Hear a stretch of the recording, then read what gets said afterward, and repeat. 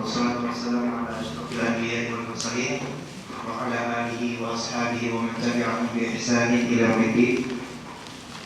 Rabbi shrah li sadri wa yassir li amri wahlul 'uqdatam min lisani yafqahu qawli. Allahumma 'allimna ma yanfa'una wanfa'na bima 'allamtana wa zidna bi rahmatika 'ilma ya rabbal alamin. Insyaallah kita akan melanjutkan kajian tafsir Al-Lisan seri kelima, kajian kelima, yang kita akan memulai pembahasan surat Al-Baqarah, surat yang paling panjang dalam Al-Quran, dan di antara surat-surat Al-Quran yang paling agung, paling berhikmah, dan paling banyak keutamaannya. Insyaallah kita bagaimana satu, kita akan menunggu satu sampai terlambat. Kita tunggu biar antum keputus terus belajarnya, ya. Biar kita tegur satu persatu yang terlambat, oke? Ya, biar nggak konsen belajarnya, ya. Biar semua dapat pelajarannya, biar kelihatan mana yang syukur sama nikmat atau mana yang kufur sama nikmat. Ayat surat Al-Baqarah, Madaniyah jumlah ayatnya sebanyak 286 atau 287.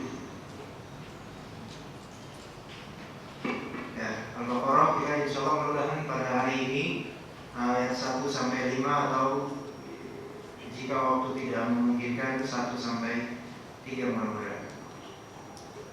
Baik, siapa di antara itu yang mau membaca suara keras, yang suara keras? Yang suara keras siapa? Fadol, yang enggak selain itu, yang lain itu, yang lain. Siapa?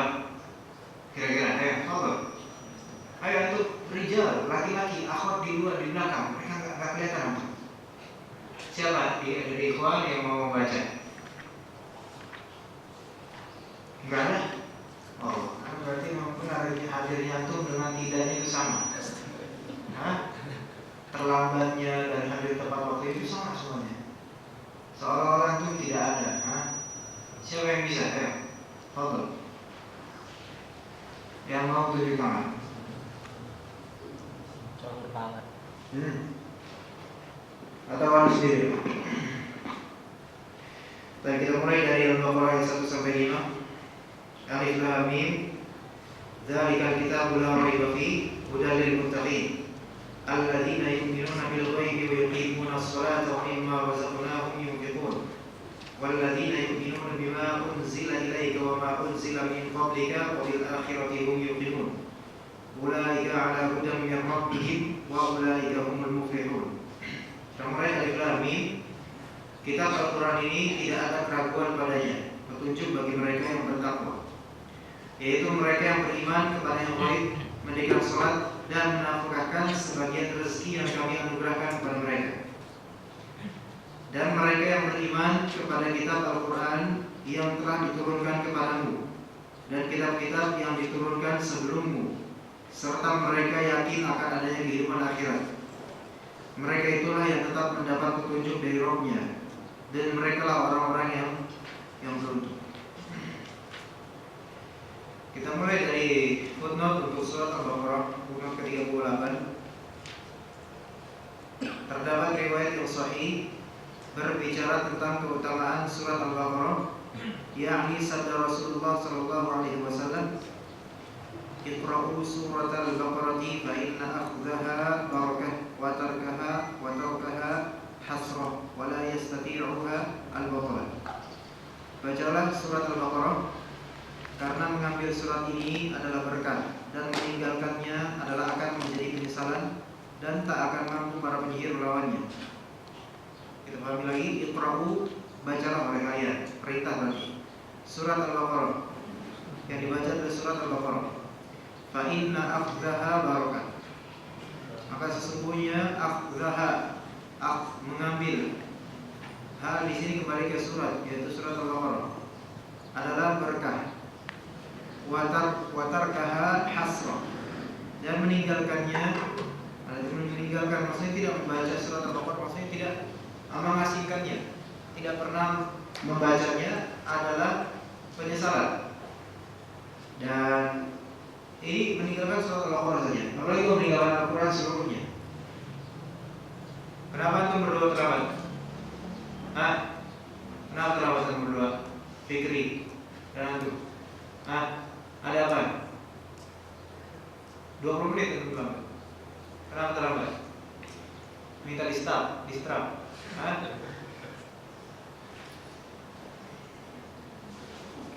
Wala yastati'uha al-baqarah, dan tak akan mampu para penyihir melawannya. Al-baqarah di sini maksudnya adalah penyihir. Al-baqarah di sini maksudnya adalah penyihir.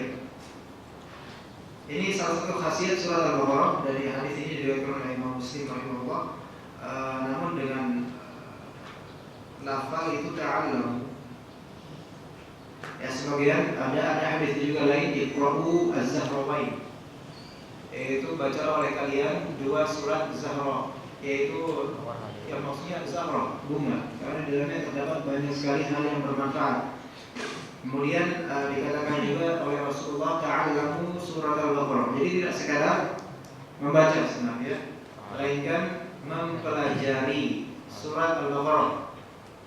Dan kita sekarang melakukan apa yang Rasulullah SAW perintahkan, yaitu mempelajari surat Al-Baqarah. Baik, mempelajari surat Al-Baqarah dimulai dari awal. Jadi kita di sini selagi kita bertadabbur dan berusaha untuk memahami kalam Allah Azza wa Jalla, kita juga berusaha untuk mengamalkan sunnah Nabi SAW, yaitu ta'allum surat Al-Baqarah, atau keseluruhannya mempelajari Al-Quran. Kenapa akan terlambat? Waalaikumsalam. Kenapa terlambat? Kenapa terlambat? Anda nggak menyuruh antum senyum, Anda menyuruh antum menjawab kenapa terlambat. Semua ada urusan insyaallah. Urusan hari akhir, urusan kematian, semuanya ada insyaallah. Urusan nggak boleh berhenti. Kenapa terlambat? Pekan kemarin terlambat. Alhamdulillah terlambat. Alhamdulillah, insya Allah pekan depan prediksi dari sekarang. Siapa tahu ada urusan lagi. Terlambat lagi? Insya Allah enggak. Mudah-mudahan, insya Allah enggak.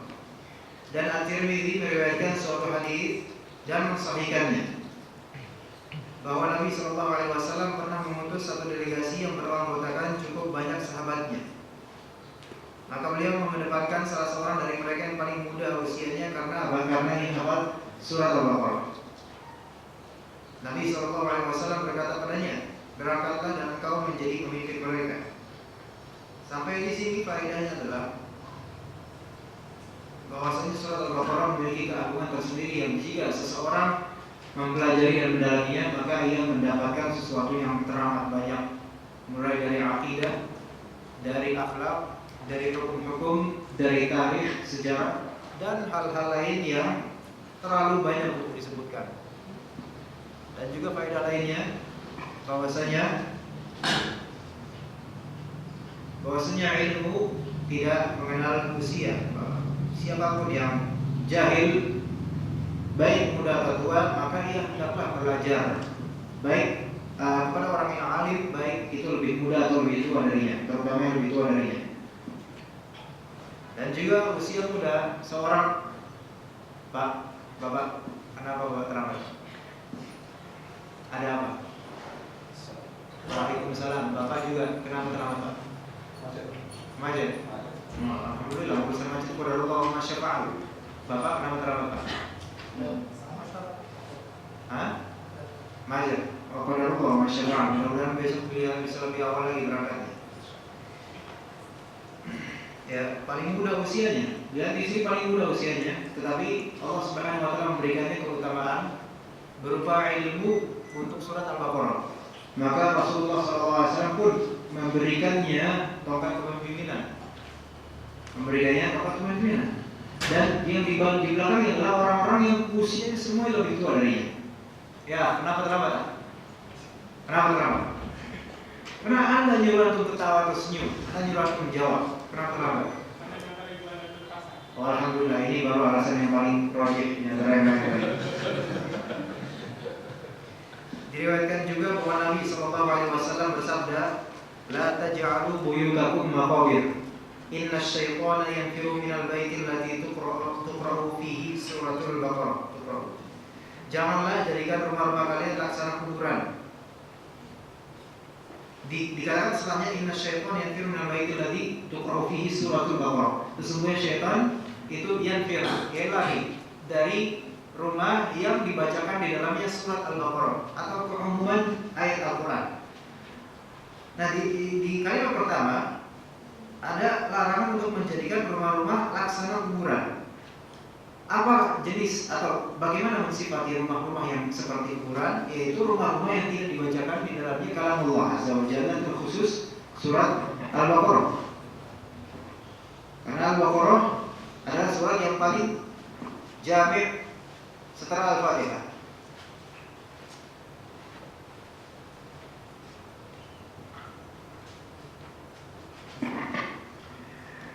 Dan juga surat Al-Fatihah dibacakan di rumah-rumah.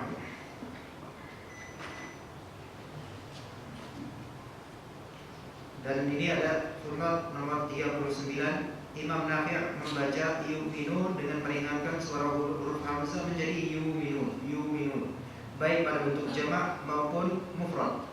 Ada yang mengerti maksud bentuk jamak di sini? Yu'minun itu fi'il al-mudhari' untuk jamak orang ketiga, ya, jamak plural. Yu'minun, mereka beriman, dengan tambahan waw dan nun. Adapun bentuk tunggalnya adalah yu'min. Nah, qiraat Nafi' itu yu'minun, yu'minun untuk bentuk jamak, dan untuk bentuk tunggal yu'min. Seperti itu. Sehingga misalnya ada seseorang nanti membaca alladzina yu'minuna bil ghaibi, itu mungkin yang tidak tahu akan mengingkari. Dan itu tidak salah ketika dia mengingkari, karena kejadiannya. Karena yang salah juga adalah orang yang membacanya di tengah umat manusia yang mereka memiliki qiraat hafs dari Asim. Nah, yang seperti ini ya, kalau misalnya mempunyai ilmu qiraat yang berlebih, maka tidak layak untuk dibacakan di tengah keumuman manusia yang manusia itu tidak mengetahui qiraat tersebut, sehingga mereka akan mengingkarinya. Sebagaimana salah seorang sahabat di zaman Utsman itu mengingkari qiraatnya Ibnu Mas'ud, kemudian melaporkan kepada Utsman. Nah, ternyata qiraatnya Ibnu Mas'ud itu qiraat yang diajarkan oleh Rasulullah SAW. Tapi di sini bukan salahnya Ibnu Mas'ud, dan juga bukan salah sahabat yang membuat, karena tidak tahu. Dan Ibnu Mas'ud itu di daerah yang dikenal qiraatnya seperti itu. Ya. Jadi qiraat ada perbedaan pada semua ayat dalam Al-Quran, yaitu tentang yu'minu, yu'min atau yu'minu. Sedangkan Imam Hafiz membacanya dengan menebalkan suara hamzah pada semua ayat dalam Al-Quran. Insyaallah pada hari ini atau mulai sekarang 45 dan juga 46, insyaallah kita akan membicarakan tentang alif lam mim saja, atau global huruf muqatta'ah namanya. Huruf muqatta'ah. Alif lam mim adalah salah satu dari berbagai bentuk huruf muqatta'ah namanya. Huruf muqatta'ah yaitu huruf-huruf yang terpisah, yang terpotong-potong, yang terpotek-potek. Salam Pak Zainal. Wah, maksudnya cuma salam. Kenapa? Kenapa Pak Zainal? Pak Zainal? Kenapa terlambat? Hah? Nilainya lama. Oke. Nilainya disebut lama, oke. Kemudian alif lam mim. Ini namanya huruf muqatta'ah. Huruf yang terputus, terpotong-potong. Atau disebut juga huruf mutaqatti'ah. Bisa huruf muqatta'ah atau huruf mutaqatti'ah. Dua-duanya sebenarnya masih sama, tetapi kalau di sini lebih detail lagi. Makna secara bahasa muqatta'ah dengan mutaqatti'ah. Kalau muqatta'ah artinya adalah yang dipotong. Jadi seperti ada subjek, ada pelakunya yang dipotong, muqatta'ah. Tapi kalau misalnya kita katakan mutaqatti'ah artinya yang terpotong. Yang terpotong. Dikatakan ditulis dengan bergandeng dan dibaca dengan cara terputus-putus. Alif lam mim. Alif lam mim. Surat-surat yang diawali dengan huruf mutaqatti'ah ada 29 surat. Yang pertama adalah surat Al-Baqarah yang ini, dan terakhir adalah surat Nun. Tetapi surat Nun dan surat Al-Baqarah mana yang lebih dulu? Nun atau Al-Baqarah yang lebih dulu? Waalaikumsalam warahmatullahi wabarakatuh. Dua akhiri, kenapa antum terlambat? Saya naik keretanya. Nyalain kereta lagi, masya Allah, kesian kereta. Kenapa masih di siang? Antum kenapa terlambat? Tadi ada urusan. Ngantar ibu atau bukan? Ngantar ini logistik ke pesantren. Autistik, Logistik. masih itu nggak logis.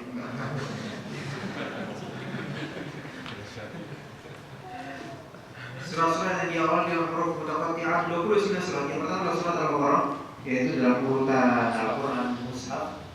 Yang terakhir adalah Nun. Tetapi kalau misalnya kita perhatikan Nun dengan Al-Baqarah, mana yang lebih dulu keluar? Yang mana yang lebih dulu turun? Nun. Surat An-Nun, surat Al-Qalam atau surat Nun itu turun di awal-awal periode Mekah. Bahkan diriwayatkan oleh Ibnu Abbas dalam kitab Al-Itqan fi Ulumil Quran bahwasanya surat Nun itu sesudah ayat-ayat pertama surat Al-Alaq. Itu Nun, wal-qalam wa ma yasturun. Jadi Nun terlebih dahulu dibanding Al-Baqarah. Tetapi dalam mushaf, dalam urutan mushaf, Al-Baqarah jauh lebih awal dibandingkan Nun. Al-Baqarah itu kedua. Kalau misalnya Nun sekitar surat ke 70-an, 70 sekian atau surat-surat tersebut ada yang dimulai dengan satu huruf, di antaranya surat Shad, Qaf dan Nun. Ada pula yang dimulai dengan dua huruf, di antaranya surat Thaha, Yasin dan Hamim. Dan ada pula yang dimulai dengan 3, 4 dan 5 huruf. Insya Allah kita akan menjabarkan ini semua. Baik, selesai kita sampai sini dulu. Insya Allah ada faedah beberapa faedah tentang huruf mutaqatti'ah atau huruf muqatta'ah yang kita catat di sini. Jadi tadi ada 29 surat yang di dalamnya ada huruf mutaqatti'ah. Aku ambil bukunya di bawah, ada di kampus Tafsir Al-Lisan. Gak usah diturunin jinnya, insya Allah lagi di sini. Lagi isi apa memberi kajian. 29 surat. Oh iya. Ini beberapa huruf akan Anda jabarkan. Semua terangkai 1, 2, 3, 4, 5, 6, 7, 8, 9, 10, 11, 12, 13, 14 macam. Yang pertama alif lam mim, kedua alif lam mim shad, ketiga alif lam ra, alif lam ra, keempat alif lam mim ra, keenam kaf ha ya ain shad, ketujuh toha, kedelapan tosin mim, kesembilan tosin, ke-10 yasin, ke-11 shad, ke-12 hamim, ke-13 qaf, ke-14 nun. Apa tadi tuan saya benar atau tadi?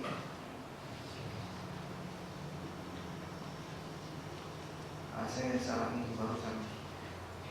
Ke-13 nun, ke-14 hamim, ain, sin, qaf. Kalau alif lam mim saja itu ada 6 surat. Al-Baqarah, Ali Imran, Al-Ankabut, Ar-Rum, Luqman, dan As-Sajdah. Atau sebelumnya, pertanyaan, apakah ada manfaatnya kita membahas hal seperti ini? Ya tentu ada manfaatnya. Ini kalamullah azza wa jalla. Ada manfaatnya dan tidak boleh diremehkan sama sekali. Ini adalah kalamullah azza wa jalla, dan bahkan mungkin mudah-mudahan setelah kajian ini ada pemahaman yang baru untuk antum terhadap huruf atau huruf mutaqatti'ah ini. Jadi alif lam mim, Al-Baqarah, Ali Imran, Al-Ankabut, Ar-Rum, Luqman, dan As-Sajdah. Baik. Sekarang alif lam mim shad. Itu satu surat Al-A'raf. Al-A'raf. Alif lam mim ra. Itu ada 5 surat. Dari 5 surat itu 4 suratnya adalah surat yang namanya adalah nama Nabi. Ya, itu Alif Lam Ra. Apa? Sebutkan. Mulai dari surat Al-Ankabut. Nama Nabi pertama di dalam mushaf Yunus, kemudian Hud, kemudian Yusuf, kemudian Ibrahim, kemudian Al-Hijr. Kemudian ada Alif Lam Mim Ra. Alif Lam Mim Ra itu adalah untuk surat Ar-Ra'd. Kaf Ha Ya Ain Shad untuk surat Maryam. Ini yang paling panjang sampai 5 huruf. Toha untuk surat Toha.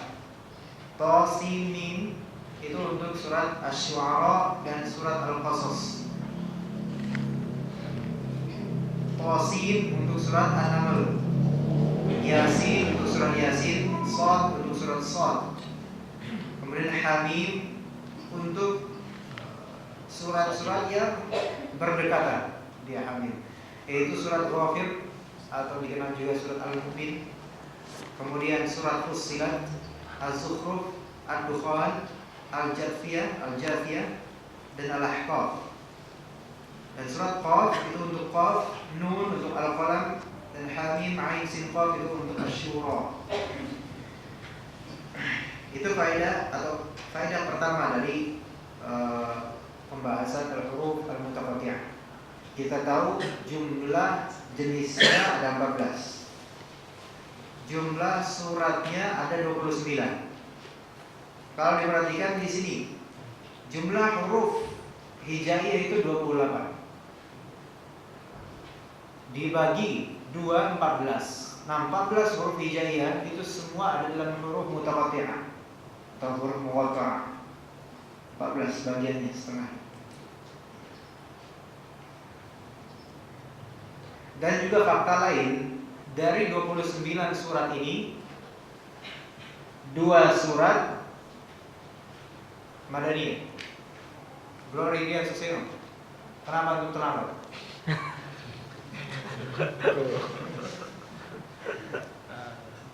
Dari 29 surat ini 27 surat itu Makkiyah, turun di Mekah, dan 2 surat turun di Madinah. Apa aja 2 surat itu? Al-Baqarah dan Ali Imran. Dan kedua-duanya Al-Baqarah dan Ali Imran dinamakan Az-Zahrawan, dan diperintahkan oleh Rasulullah untuk membaca dan mempelajarinya. Nah, dan Al-Baqarah dan Ali Imran itu sebenarnya turun di awal-awal periode Madinah. Ya, jadi seluruh surat yang berkomposisikan huruf mutaqattiyah ini kesemuanya bukan di akhir ayat Nabi, asal awal mula turunnya. Ya, 27 di periode Mekah, dan keberadaan huruf mutaqattiyah. Pasti ada isyarat di sini dari Allah Subhanahu wa taala. Ada maksud, ya. Ada maksud dari Allah Subhanahu wa taala. 27 lah hampir 100% dari semua surat itu turun di Mekah, yaitu yang berhuruf mutaqattiyah ini. Nah, ada nanti insya Allah kita gabung-gabungkan maklumat, dan mudah-mudahan ada pemahaman yang lebih baru lagi untuk kita semua. Di sini 29 surat ini alhamdulillah telah Anda catat huruf-hurufnya dan juga beberapa ayat setelahnya. Kita mulai dari Alif Lam Mim. Al-Baqarah setelahnya Alif Lam Mim, Dzalikal kitabul la raiba fihi hudal lil muttaqin, yang akan insyaallah akan kita bahas. Berkaitan dengan apa itu? Temanya tentang kitab. Ali Imran, Alif Lam Mim. Allahu la ilaha illa huwal hayyul qayyum. Tauhid kan? Nazzala 'alaikal kitaba bil haqqi musaddiqan. Nazzala 'alaikal kitab. Nah, Al-Kitab. Kita beri. Alif Lam Mim Al-Ankabut. Ahasiban nasu ayyutraku ayyaqulu amanna wa hum la yuftanun. Apakah manusia itu menyangka mereka akan dibiarkan begitu saja berbicara kami telah beriman, dan mereka belum terfitnah, maksudnya belum terujikan. Di sini bukan tentang Alkitab, bukan. Ar-Rum, Alif Lam Mim, terus Ghulibatir Rum, fi annal ardi wa hum min ba'di ghalabihim sayaghlibun fi bid'i sinin, dan seterusnya. Ini bukan tentang Alkitab. Dua-dua ya kan, seri. Dua tentang kitab, dua bukan tentang Al-Quran. Baik. Luqman, setelah Alif Lam Mim, tilka ayatul kitabil hakim, tentang Al-Quran, Alkitab. As-Sajdah, Alif Lam Mim, tanzilul kitabi la raiba fihi min rabbil alamin, tentang Al-Quran. 4-2. Alif ini bukan berarti apa nanti tentang angka-angka dan prediksi gimana, enggak, bukan itu. Alif Lam Mim Shad, Al-A'raf. Alif Lam Mim Shad, kitabun unzila ilaika fala yakun fi sadrika harajun min, tentang Al-Quran juga. Alif Lam Ra, Yunus, tilka ayatul kitabil hakim. Dalam untuk surat Yunus ini, Alif Lam Ra dan tilka ayatul kitabil hakim itu satu ayat tentang Alkitab. Hud, Alif Lam Ra, kitabun uhkimat ayatuhu wa fussilat. Yusuf, tilka ayatul kitabil mubin, tentang ayat Al-Quran lagi. Ibrahim, kitabun anzalnahu ilaik. Al-Hijr, tilka ayatul kitabil Qur'anil mubin, wa Qur'anil mubin. Udah berapa ya? Nah, nggak tahu udah berapa banyak sekali. Alif Lam Mim Ra, surat Ar-Ra'd. Alif Lam Mim Ra, tilka ayatul kitab. Satu ayat itu Alif Lam Mim Ra dan tilka itu. Kaf Ha Ya Ain Shad, Dzikru rahmati rabbika, untuk Zakaria, tidak tentang Al-Quran. Nah, kemudian Toha, Toha ma anzalna 'alaikal Qur'ana litashqa, tentang Alkitab. Kemudian Tasimim, Asy-Syu'ara, tilka ayatul kitabil mubin, Alkitab. Al-Qasas, Tasimim, tilka ayatul kitabil mubin juga, Alkitab juga. Tasin, surat An-Naml, tilka ayatul Qur'an wa kitabul mubin. Yasin, setelahnya wal Qur'anul Hakim. Quran, Shad, wal Quran dzil dzikr. Quran lagi. Hamim, ada 6 surat. Ghafir, surat Al-Mu'min. Hamim, tanzilul kitabi minallahil azizil alim. Fussilat, Hamim, tanzilun minar rahmanir rahim. Az-Zukhruf, Hamim wal kitabil mubin. Ad-Dukhan, Hamim wal kitabil mubin. Jathiyah, Hamim, tanzilul kitab minallahil azizil hakim. Al-Ahqaf, Hamim, tanzilul kitab minallahil azizil hakim. Surat Qaf, Qaf wal Qur'anil Majid. Nah, Quran.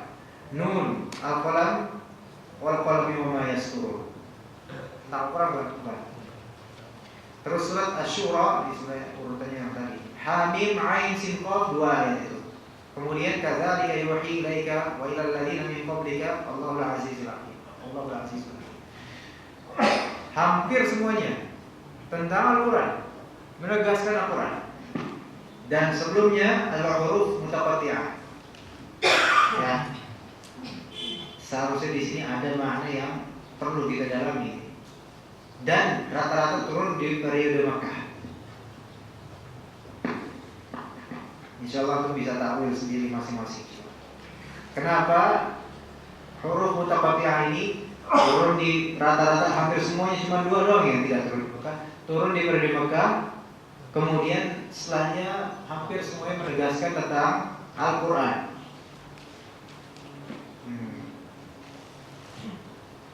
Berarti kita pertama kali mengajak kepada Al-Quran. Ya, baik pada kaum musyrikin, kaum kufar, ataupun kaum muslimin yang sebelumnya buta tentang agama. Kembali kepada Al-Quran.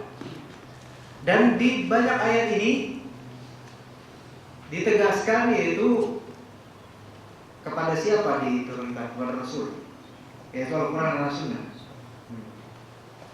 Walaupun mungkin sekarang mulai kita diejek, kembali kepada Al-Quran dan As-Sunnah, kembali kepada Al-Quran dan As-Sunnah, enggak? Dia yang ngejek itu nggak berani ketemu kita sebenarnya. Ketika kita ngobrol dengan orang tersebut, belum tentu berani bicara seperti itu dibanding. Yaitu mengejek kembali ke Al-Quran dan As-Sunnah dengan sebagaimana orang-orang kafir mengejek kaum muslimin. Dan mereka yang mengejek seperti itu rata-rata adalah orang yang berpegang pada mazhab-mazhab fikih dan ulama saja. Dan ketika diperdengarkan pada mereka ayat Al-Quran, hadis seperti ini, seperti mereka mendengar wa nufikha fis sur, seperti sudah kiamat bagi mereka. Kemudian beralasan bahwasanya kita nggak mungkin begitu saja kembali ke Al-Quran dan Sunnah tanpa pemahaman ulama. Benar itu sahih. Tapi tetap kita harus meningkatkan kualitas kita untuk kembali pada Al-Quran dan As-Sunnah.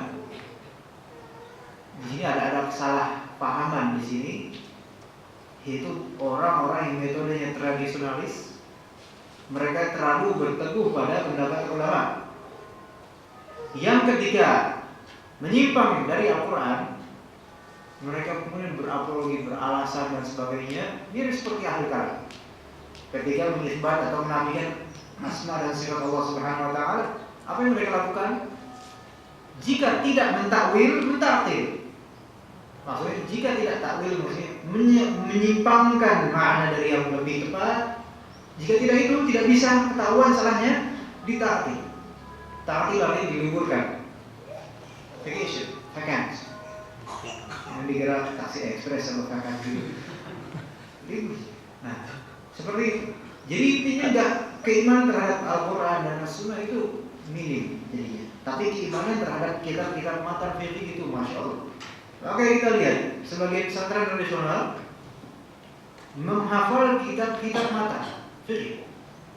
Fathul Mu'in yang diajarkan oleh Anas yang ini diajarkan oleh Fathul Mu'in dihafal kitabnya Masya Allah, diperlombakan.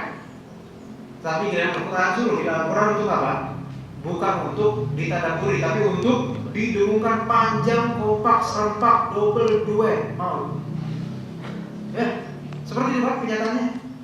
Untuk Al-Quran pengakuannya itu sebatas zahir saja. Tapi untuk matan-matan jadi itu kan kalau mau memahami lebih dalam, dipahami benar-benar. Kenapa pun perkataan ulama. Tapi mana perkataan Allah pengakuannya? Pengakuannya hanya sebatas di lengkingan-lengkingan tinggi yang kemudian dipamerkan dan sebagainya. Tanyakan mereka yang kori yang besar, tinggi suaranya dadanya, atau yang belajar kori serempak, duet, kemudian harus kompak nadanya. Apa ada di zaman salaf seperti itu? Dua-duanya harus seragam. Kemudian yang tidak boleh wakaf di sana diwakafkan. Bahkan wakaf di tengah kata. Ngerti? Misalnya wal malaikatu. Ini justru tahrif nih. Ini sudah berjelas-jelas ini lahan yang jali yang justru merusak Al-Quran. Nah, ini merusak ini sebenarnya.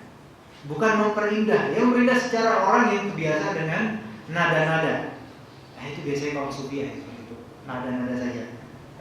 Nada dan dakwah terhadap apa?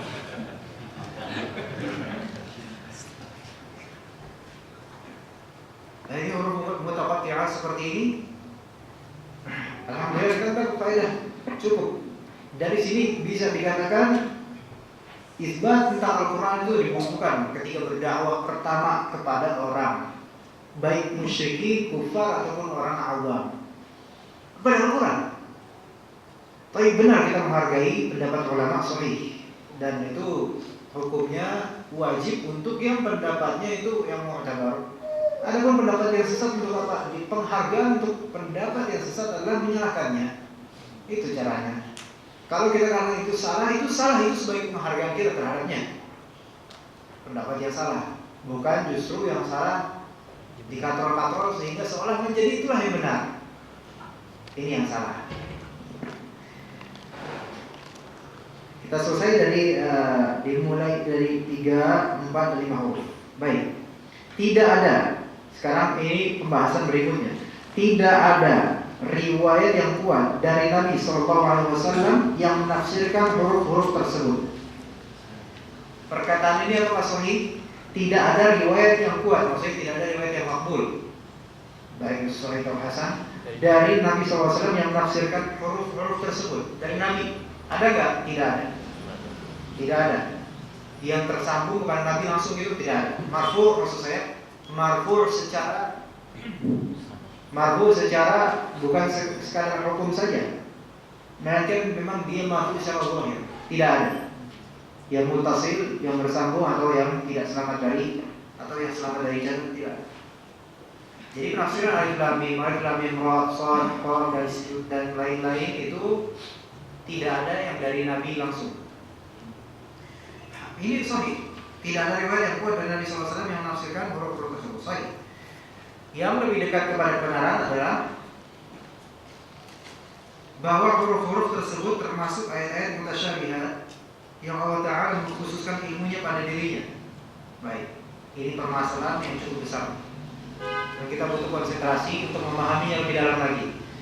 Yang lebih dekat kepada kebenaran dengan uslub ini, kata Syekh Abu Bakar, yang lebih dekat kepada kebenaran. Di sini beliau cukup berhati-hati dalam berkata yang lebih dekat kepada kebenaran. Berarti beliau di sini misalkan bisa saja pendapatku ini salah, bisa saja. Baik, alhamdulillah, inilah salah satu usul yang baik. Yang lebih dekat kepada kebenaran adalah bahwa huruf-huruf tersebut termasuk ayat-ayat mutasyabihah. Permasalahannya mutasyabih itu apa? Baik.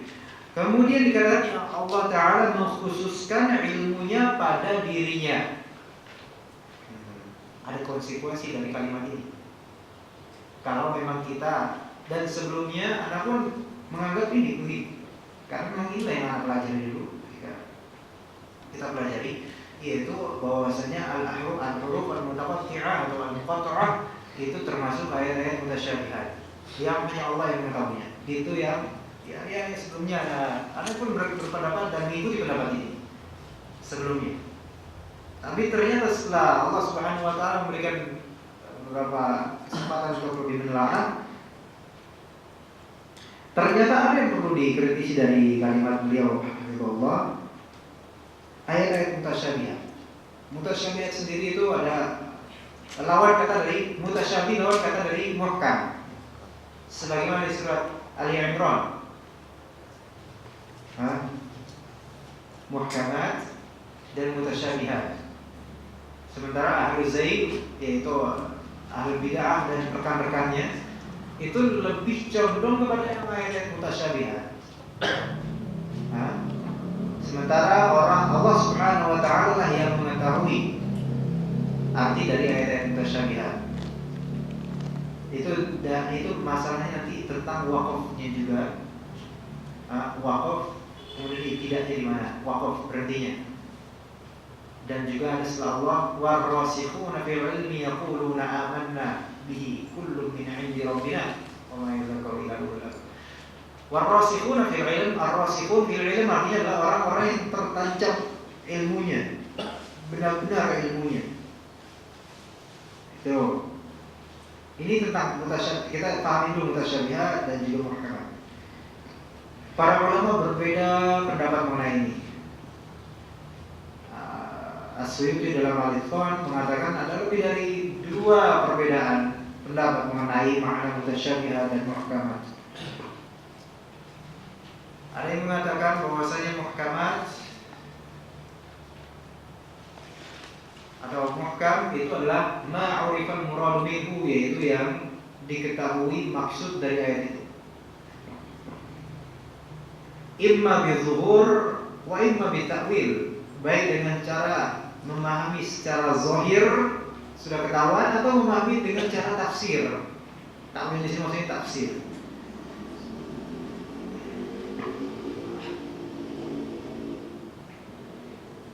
Itu muhkam.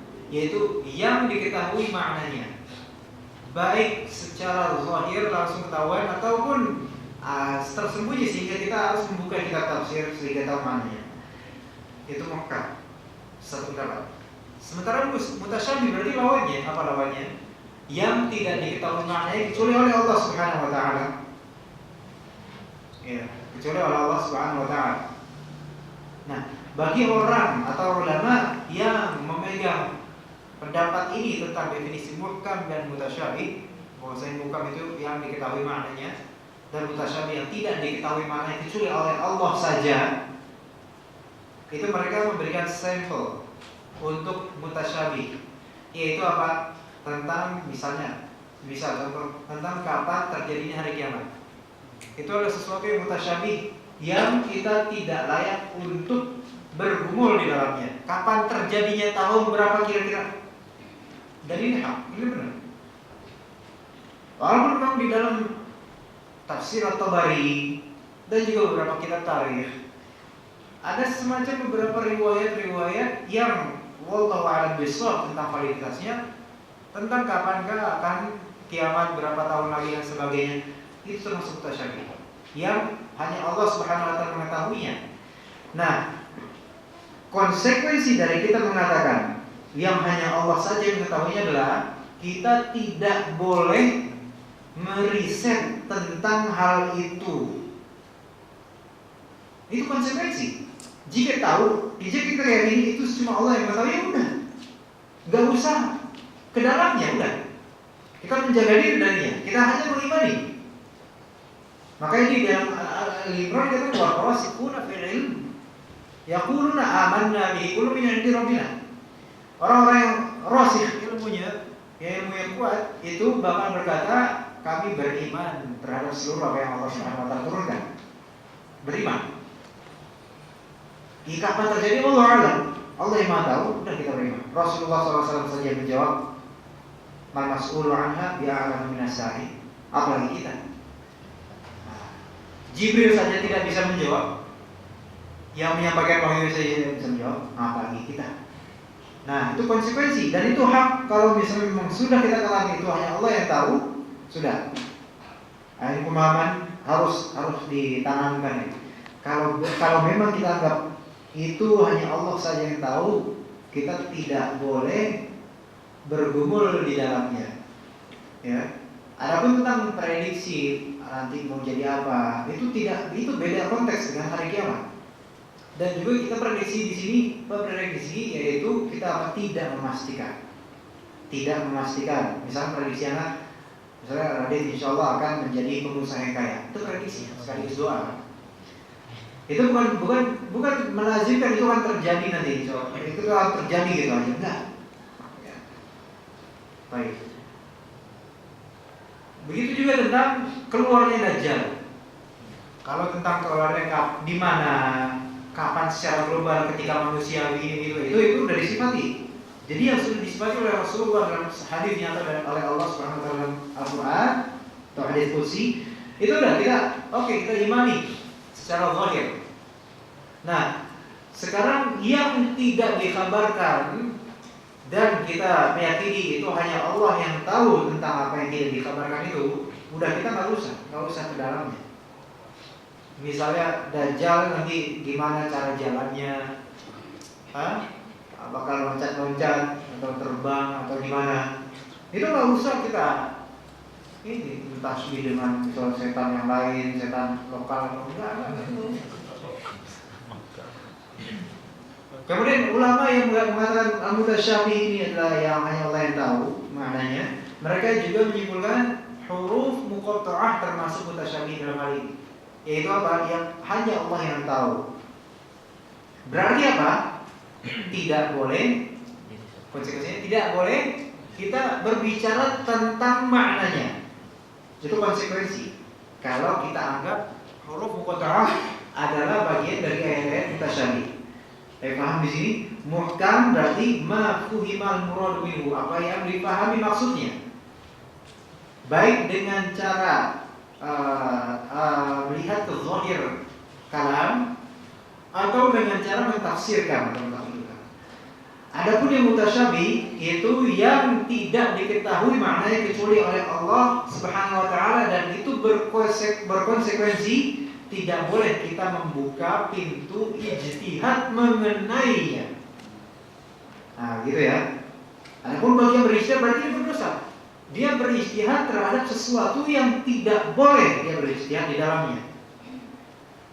Nah, di sini ditertibkan pahamannya, udah paham ini pendapatnya. Adapun yang kedua, pendapat yang lain, perselisihan yang lain tentang makna muhkam dan mutasyabih. Muhkam itu adalah ma wadaha ma'nahu, yaitu yang jelas gamblang maknanya. Yang jelas dan gamblang maknanya. Adapun mutasyabih selainnya yang tidak jelas, yang sama-sama bisa dikatakan begitu. Karena mutasyabih itu kalau dalam wazn sharfnya itu mutafa'il, yaitu sama-sama. Syabah itu mirip sehingga tidak bisa. Makanya ada syubhat kan. Syubhat itu disebut syubhat karena kita ragu untuk menentukan mana ini yang lebih tepat. Nah, misalnya tadi mengantar apa gitu kan. Nah, syubhat itu raguan di sini, anak ini utur syar'i bukan. Syubhat. Remang-remang dari tadi siapa itu lupa ya. Remang-remang baiknya dia ngantar suatu kebenaran atau enggak, Allah alam. Nah, jadi remang-remang di sini syubhat. Makanya muhkam itu yang jelas maknanya straight. Kalau mutasyabih itu remang-remang dan berpotensi melahirkan syubhat. Nah, itu pemahaman dua. Baik, itu dua aja, sebenarnya banyak berbeda-beda, namun yang paling asasi dan paling masyhur itu dua itu aja. Baik. Nah, di sini Syekh Abu Bakar Al-Jazairi berarti beliau hafizahullah mengklaim bahwasanya huruf-huruf muqatta'ah ini termasuk ayat-ayat mutasyabihat. Sehingga konsekuensinya apa? Tidak boleh kita berenang di pemaknaan terhadapnya, maksudnya penafsirannya. Itu konsekuensi. Kalau bagi yang mengatakan ayat-ayat mutasyabihat, maksud mutasyabihat hanya Allah yang tahu. Nah, tapi kalau misalnya kita memperluas sedikit, sebelumnya kita memperluas sedikit. Nah, sebelumnya Ibnu Abbas diriwayatkan oleh Imam Ibnu Jarir Al-Tabari.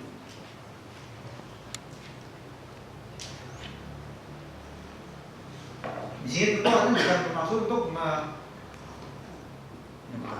menabrak-nabrakkan pendapat ulama, bukan. Tapi di sini kita mencari mana yang wallahu alam dan hanya Allah yang memberikan ilmu kepada kita, mencari mana yang lebih tepat. Ya. Ibnu Abbas dalam At-Tabari, dan Imam At-Tabari wafat 310 Hijriah. Tafsir di antara tafsir yang paling dekat dengan salaf, atau bisa dikatakan tafsir At-Tabari adalah tafsir salaf. Selain tafsir Ibnu Katsir, yaitu tafsir At-Tabari yang lebih dekat kepada salaf dari segi zaman dan juga dari segi riwayat. Diceritakan di sini dengan sanadnya dari Muhammad bin Bashar, dari Mu'ammal, dari Sufyan, dari Abu Az-Zinad, dari Ibnu Abbas. Ibnu Abbas berkata, "At-tafsiru ala arba'ati awjuh." Ini kaidah ini. Perkataan Ibnu Abbas, seorang mufassir dari kalangan sahabat yang terbaik, atau dikatakan imam seluruh mufassir. Imam seluruh mufassir dari kaum muslimin siapa? Ibnu Abbas. Selain Ibnu Mas'ud juga. Ibnu Mas'ud lebih senior dari Ibnu Abbas, tetapi karena Ibnu Abbas adalah Rasul SAW, Allahumma alimhu ta'wil wa faqih fiddin, yaitu buat dia bisa memahami ta'wil, tafsir. Ibnu Abbas berkata tafsir itu ada 4 sisi, ada 4 macam. Dikatakan oleh beliau, wajhun ta'rifuhul arabu min kalamiha. Yang pertama, satu sisi tafsir adalah tafsir yang dipahami oleh orang Arab dari kalamnya. Yang pertama, tafsir yang dipahami oleh orang Arab dari kalamnya.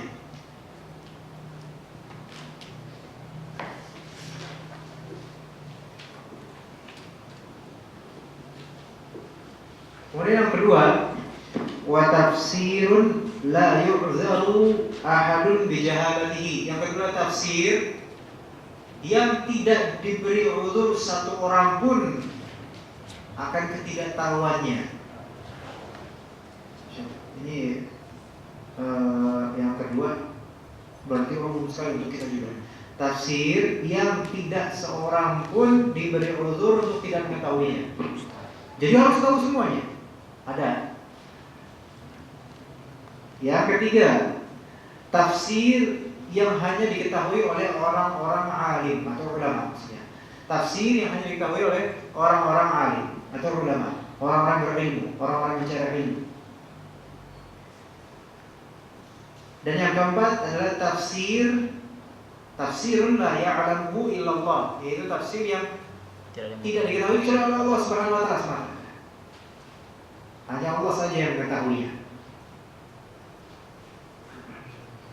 Dan ini juga dikatakan oleh Ibnu Katsir juga. Ya, Ibnu Katsir mengambil dari Ibnu Jarir atau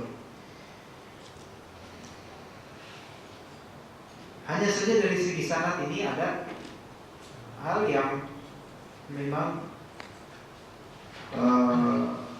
ada bermasalah sedikit, yaitu bahwasanya Abu Zinad tidak bertemu dengan Ibnu Abbas sebenarnya. Jadi kemungkinan di sini akan mengumpul ya sanadnya. Ada yang terputus. Wallahu a'lam apakah ada penguatnya dari riwayat lain misalnya tafsir Ibnu Abi Hatim atau yang lainnya. Tapi ini masyhur, kalam Ibnu Abbas ini masyhur.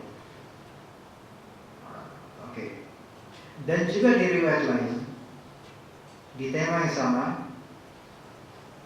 Ibnu Abbas telah mengatakan tafsir yang keempat itu adalah tafsir mutasyabih namanya. Itu yang disebut mutasyabih. Maka yang ulama beristinbat dari sini, oh berarti mutasyabihat itu adalah yang tidak diketahui mana oleh Allah Subhanahu wa taala. Maka dikatakan oleh Ibnu Abbas dari riwayat yang kedua, wa man idda'a ilmahu siwallahi fa huwa kadzib. Dan barang siapa yang mengklaim ilmunya selain Allah, maka dia berdusta. Maksudnya apa? Dia orang yang untuk tafsir keempat ini, yang macam keempat, jika dia berijtihad atau dia mengklaim maknanya dari ini, berarti dia berdusta. Cuma masalahnya riwayat kedua ini dhaif jiddan. Tapi bagaimanapun ini yang masyhur di kalangan ulama dan menjadi kaidah dalam tafsir. Maksudnya menjadi salah satu patokan dalam ilmu tafsir, dan kaidah yaitu tafsir terbagi menjadi empat. Yang pertama, tafsir yang diketahui oleh orang Arab langsung. Jadi ketika orang-orang mendengarnya, oh paham. Ya sebagaimana Abu Jahal dan yang lain-lain dari kaum Quraisy, mereka paham gak Al-Quran? Paham. Secara keumuman, karena bahasanya bahasa mereka. Nah, kemudian yang kedua adalah tafsir yang tidak diberi uzur, siapapun tidak mengetahui, harus tahu. Seperti apa? Al-Fatihah. Harus tahu. Bismillah, apa arti Bismillahirrahmanirrahim? Enggak tahu, berdosa bisa. Al-Fatihah enggak tahu maknanya, maksudnya di sini cuma tahu terjemahan, dan itu pun karena terbiasa mendengar kasihan dan semacamnya. Nah, enggak, ini di sini tafsir di sini penjelasan maknanya, bukan sekadar terjemahan dihafal, tapi peresapannya juga. Ini kan sholat, kita sholat tiap ini kan diwajibkan bagi kita kan khusyuk sebenarnya. Baik. Juga yang ketiga, tafsir yang hanya diketahui oleh ulama.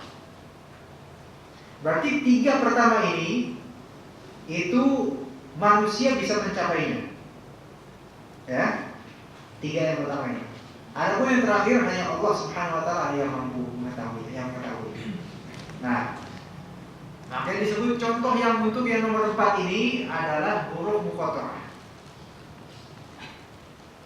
Nah, itu yang masyhur, mungkin antum belajar di mana-mana. Di kajian yang lain, di kajian pusat dan sebagainya, atau di pondok dan sebagainya. Itu mengatakan alif lam mim dan tawakuf kita. Karena apa? Dianggap sebagai mutasyabihat yang hanya Allah mengetahuinya. Baik, itu satu pendapat. Apakah tidak ada pendapat lain? Ada. Dan insya Allah kita membuktikan dari tafsir Tabari, dari salaf sendiri. Sehingga nanti ketika kita ada yang mengatakan Toha artinya dari ini, wah itu jangan langsung antum gimana ayat mutasyabihat, antum berbicara di atas agama Allah tanpa ilmu, masya Allah. Kemudian ditampilkan ini di tafsir Tabari. Nah sekarang ketahuan siapa yang beribu siapa yang tidak. Nah kita layak untuk tahu ini, berbekal sedikit lah. Nah sebentar sebelum kita membuka di Tabari, karena itu dikatakan dalam menafsirkan alif lam mim adalah Allahu a'lamu bi muradihi. Dikatakan dalam menafsirkan alif lam mim Allahu a'lamu bi muradihi. Apa maknanya? What is meaning? Apa artinya? Allahu a'lam artinya Allah yang paling tahu tentang maksudnya. Dikatakan di footnote. Diriwayatkan ini katanya Imam Asy-Syafi'i Allah. Diriwayatkan dari Abu Bakar dan Ali radhiyallahu anhuma dan dari Amir Asy-Sya'bi dan Sufyan Ats-Tsauri bahwa mereka mengatakan huruf mutaqatti'ah adalah rahasia Allah dalam Al-Qur'an. Ya. Nah, itu berarti sir, rahasia Allah Subhanahu wa taala di Al-Qur'an. Sebab Allah Taala mempunyai rahasia pada kitabnya. Huruf-huruf tersebut termasuk di antara sekian perkara yang pengetahuannya hanya dimiliki oleh Allah Taala. Karenanya tak sia-sia yang kita membicarakannya, tetapi tetap kita wajib mengimaninya. Itu basic. Kalau mengimaninya itu basic, semuanya harus wajib. Kita mengimani ini adalah ayat Allah Subhanahu wa taala. Tetapi di sini permasalahannya adalah membicarakan tafsir terhadap alif lam mim ini. Tidak adakah tafsir maksur dari salaf berkaitan dengan huruf muqatta'ah atau ada, cuma memang tidak disebutkan. Nah, itu masalahnya. Dan ternyata ada dan banyak. Dan setiap huruf itu ditafsirkan. Setiap huruf muqatta'ah ditafsirkan. Insyaallah mudah-mudahan ini menambah.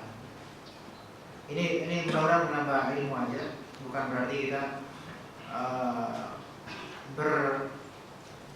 berkecimpung di sesuatu yang tidak boleh dibahas. Enggak, ini layak dibahas justru, menambah ilmu kita dan menambah pengetahuan kita tentang tafsir salaf. Ya. Di sini di tafsir Al-Tabari juz pertama halaman 204, atau sebenarnya bukan 204 ini karena halamannya mungkin halaman 300. Halaman 204. Imam Al-Tabari ketika menafsirkan Al-Baqarah itu tidak memakai ancang-ancang.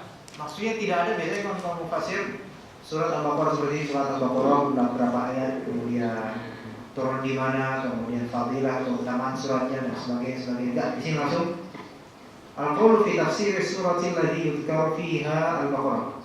Perkataan dalam tafsir surat yang disebut di dalamnya Al-Baqarah. Bisa dipahami maksudnya. Perkataan atau perkataan ulama terhadap tafsir surat yang disebut di dalamnya Al-Baqarah. Berarti dinamakan surat Al-Baqarah kenapa? Karena disebut di dalamnya Al-Baqarah, dan itu salah satu poin terpenting dalam Al-Baqarah. Poin terpenting kalau kita pelajari kejadian atau cerita tentang permintaan Musa atau dari Allah Subhanahu wa taala agar Yahudi atau Bani Israil untuk mendabah Al-Baqarah, maka apa yang dikatakan oleh Yahudi mengkatrol.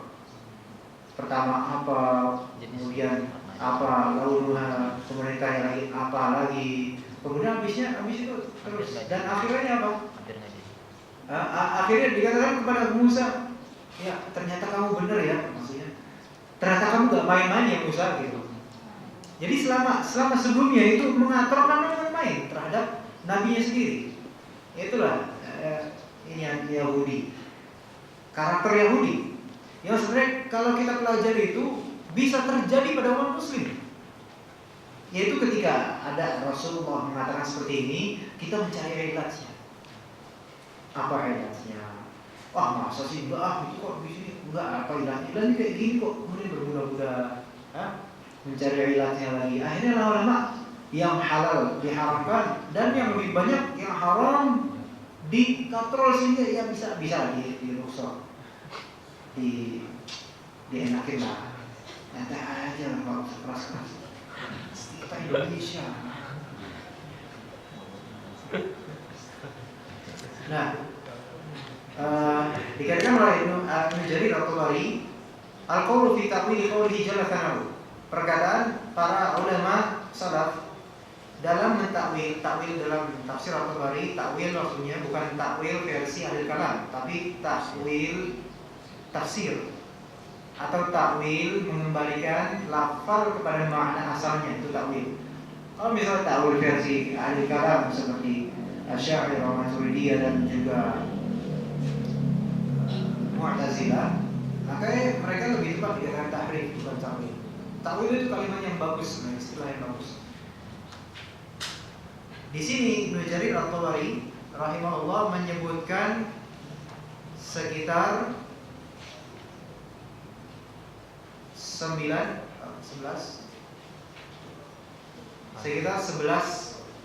penafsiran untuk alif lam. Dan sebagian ini bukan penafsiran sebenarnya. Kita pahami yang mana penafsiran, yang mana bukan penafsiran. Kita pahami di sini. Dikatakan bahwasanya alif lam mim itu adalah Ismullahil A'zam. Ismullah Al-A'zam, nama Allah yang teragung. Kita pernah belajar mungkin sebelumnya, nama Allah yang teragung itu adalah Allah. Siapakah yang berkata seperti ini? Ibnu Abbas. Ibnu Abbas berkata seperti ini, yaitu ketika As-Suddi, itu salah seorang mufassir di zaman salaf, ditanyakan tentang hamim, tosimin dan alif lam mim, maka As-Suddi pun berkata, telah berkata Ibnu Abbas bahwasanya itu semua adalah Ismullahil A'zam, nama-nama Allah yang tertinggi, yang terbesar.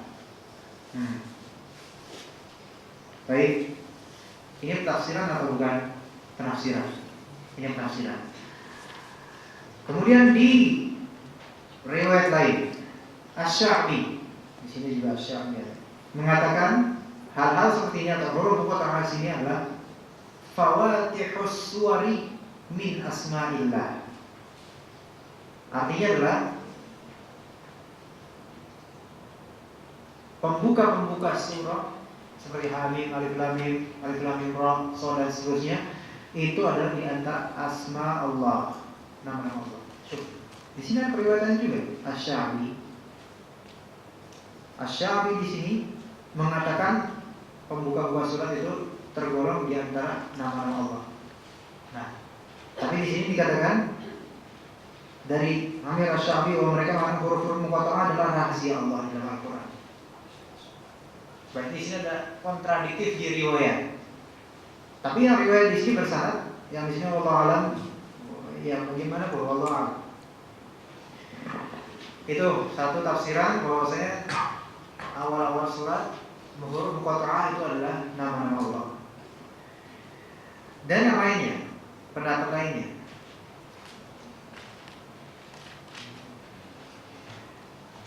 bahwasanya huruf muqatta'ah itulah nama di antara nama-nama Al-Quran. Nama di antara nama-nama Al-Quran. Di antara yang berkata seperti itu adalah Qatadah, Mujahid, Ibnu Juraij. Dan Mujahid yang dikatakan oleh para ulama, jika engkau mendapatkan tafsir ala Mujahid, maka yakfi, sudah cukup itu untukmu. Nah, ini pendapat Mujahid. Berarti Alif Lam Mim dikatakan mereka, Alif Lam Mim adalah ismu min asma'il Quran, nama di antara nama-nama Al-Quran. Kemudian ini tafsir bukan? Tafsir. Ada juga dari pendapat salaf yang mengatakan bahwasanya huruf muqatta'ah adalah fawatihu yuftahullahu bihal Quran, pembuka-pembuka yang Allah Subhanahu wa taala membuka dengannya Al-Quran. Ini perkataan Mujahid juga. Tetapi ini bukan tafsir yang ini. Yang ini bukanlah tafsir. Ini bukanlah tafsir. Ada juga yang mengatakan bahwasanya huruf muqatta'ah itu adalah ism di surah, yaitu nama untuk surat-surat. Itu aslinya untuk menamakan surat. Alif lam mim, berarti ada 6. Nah, nanti ditambah alif lam mim apa nih? Alif lam mim Allahu la ilaha illal qayyum, alif lam mim dzalikal kitab, alif lam mim dan seterusnya. Nah, juga ada yang mengatakan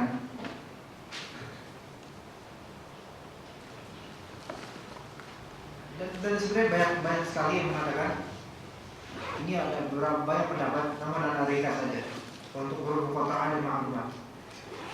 Yang anak ambil rata-rata pendapatnya Ibnu Abbas. Hasil survei yang di tafsir At-Tabari.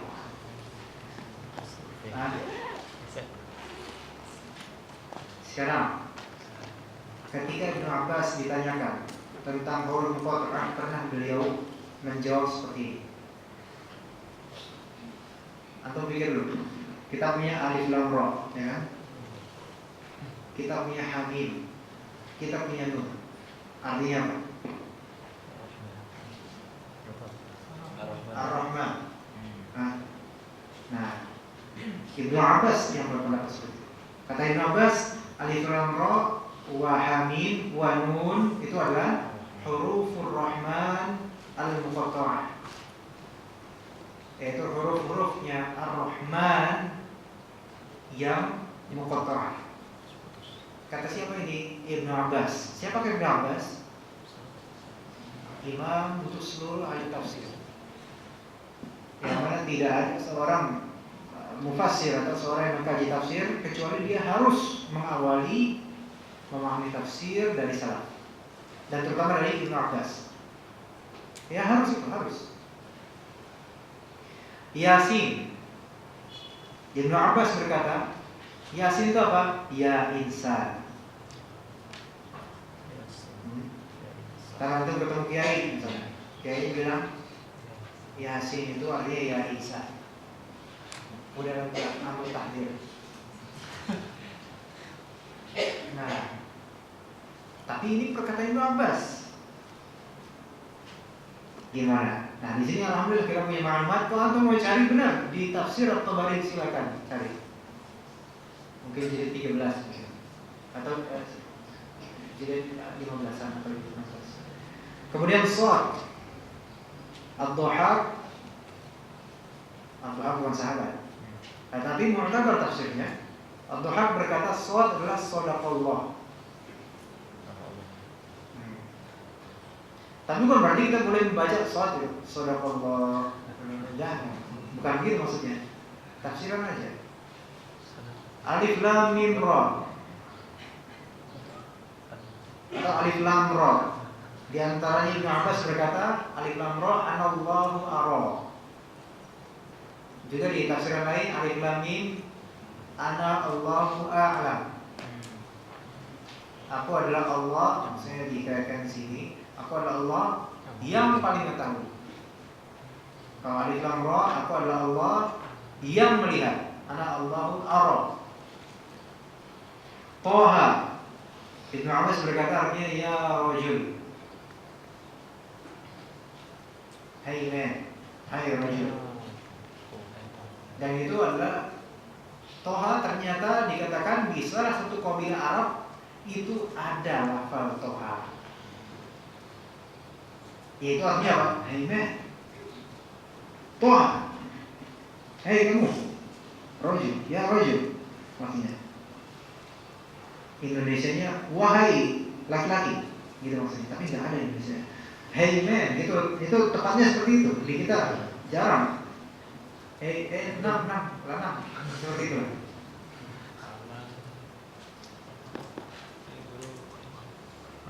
Kemudian kaf, ha, ya, ain, shad.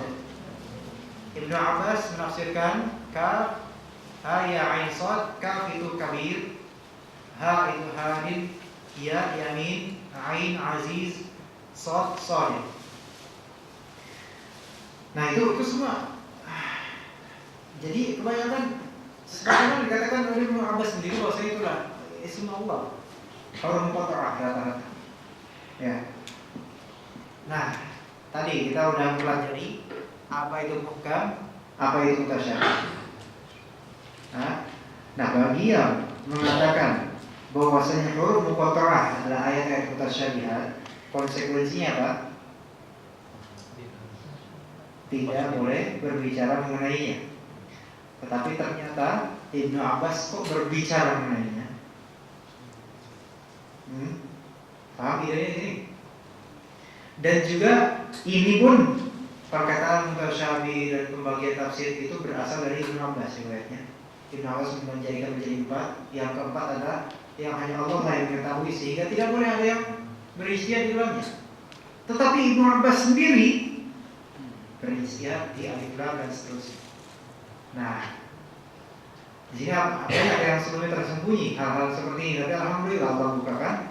Dan bukan berarti sih membentur-benturkan perkataan ulama, melainkan kita mencari akal bahwa sebenarnya huruf muqatta'ah itu bisa ditafsirkan, namun tentu penafsirannya bukan penafsiran orang sekarang,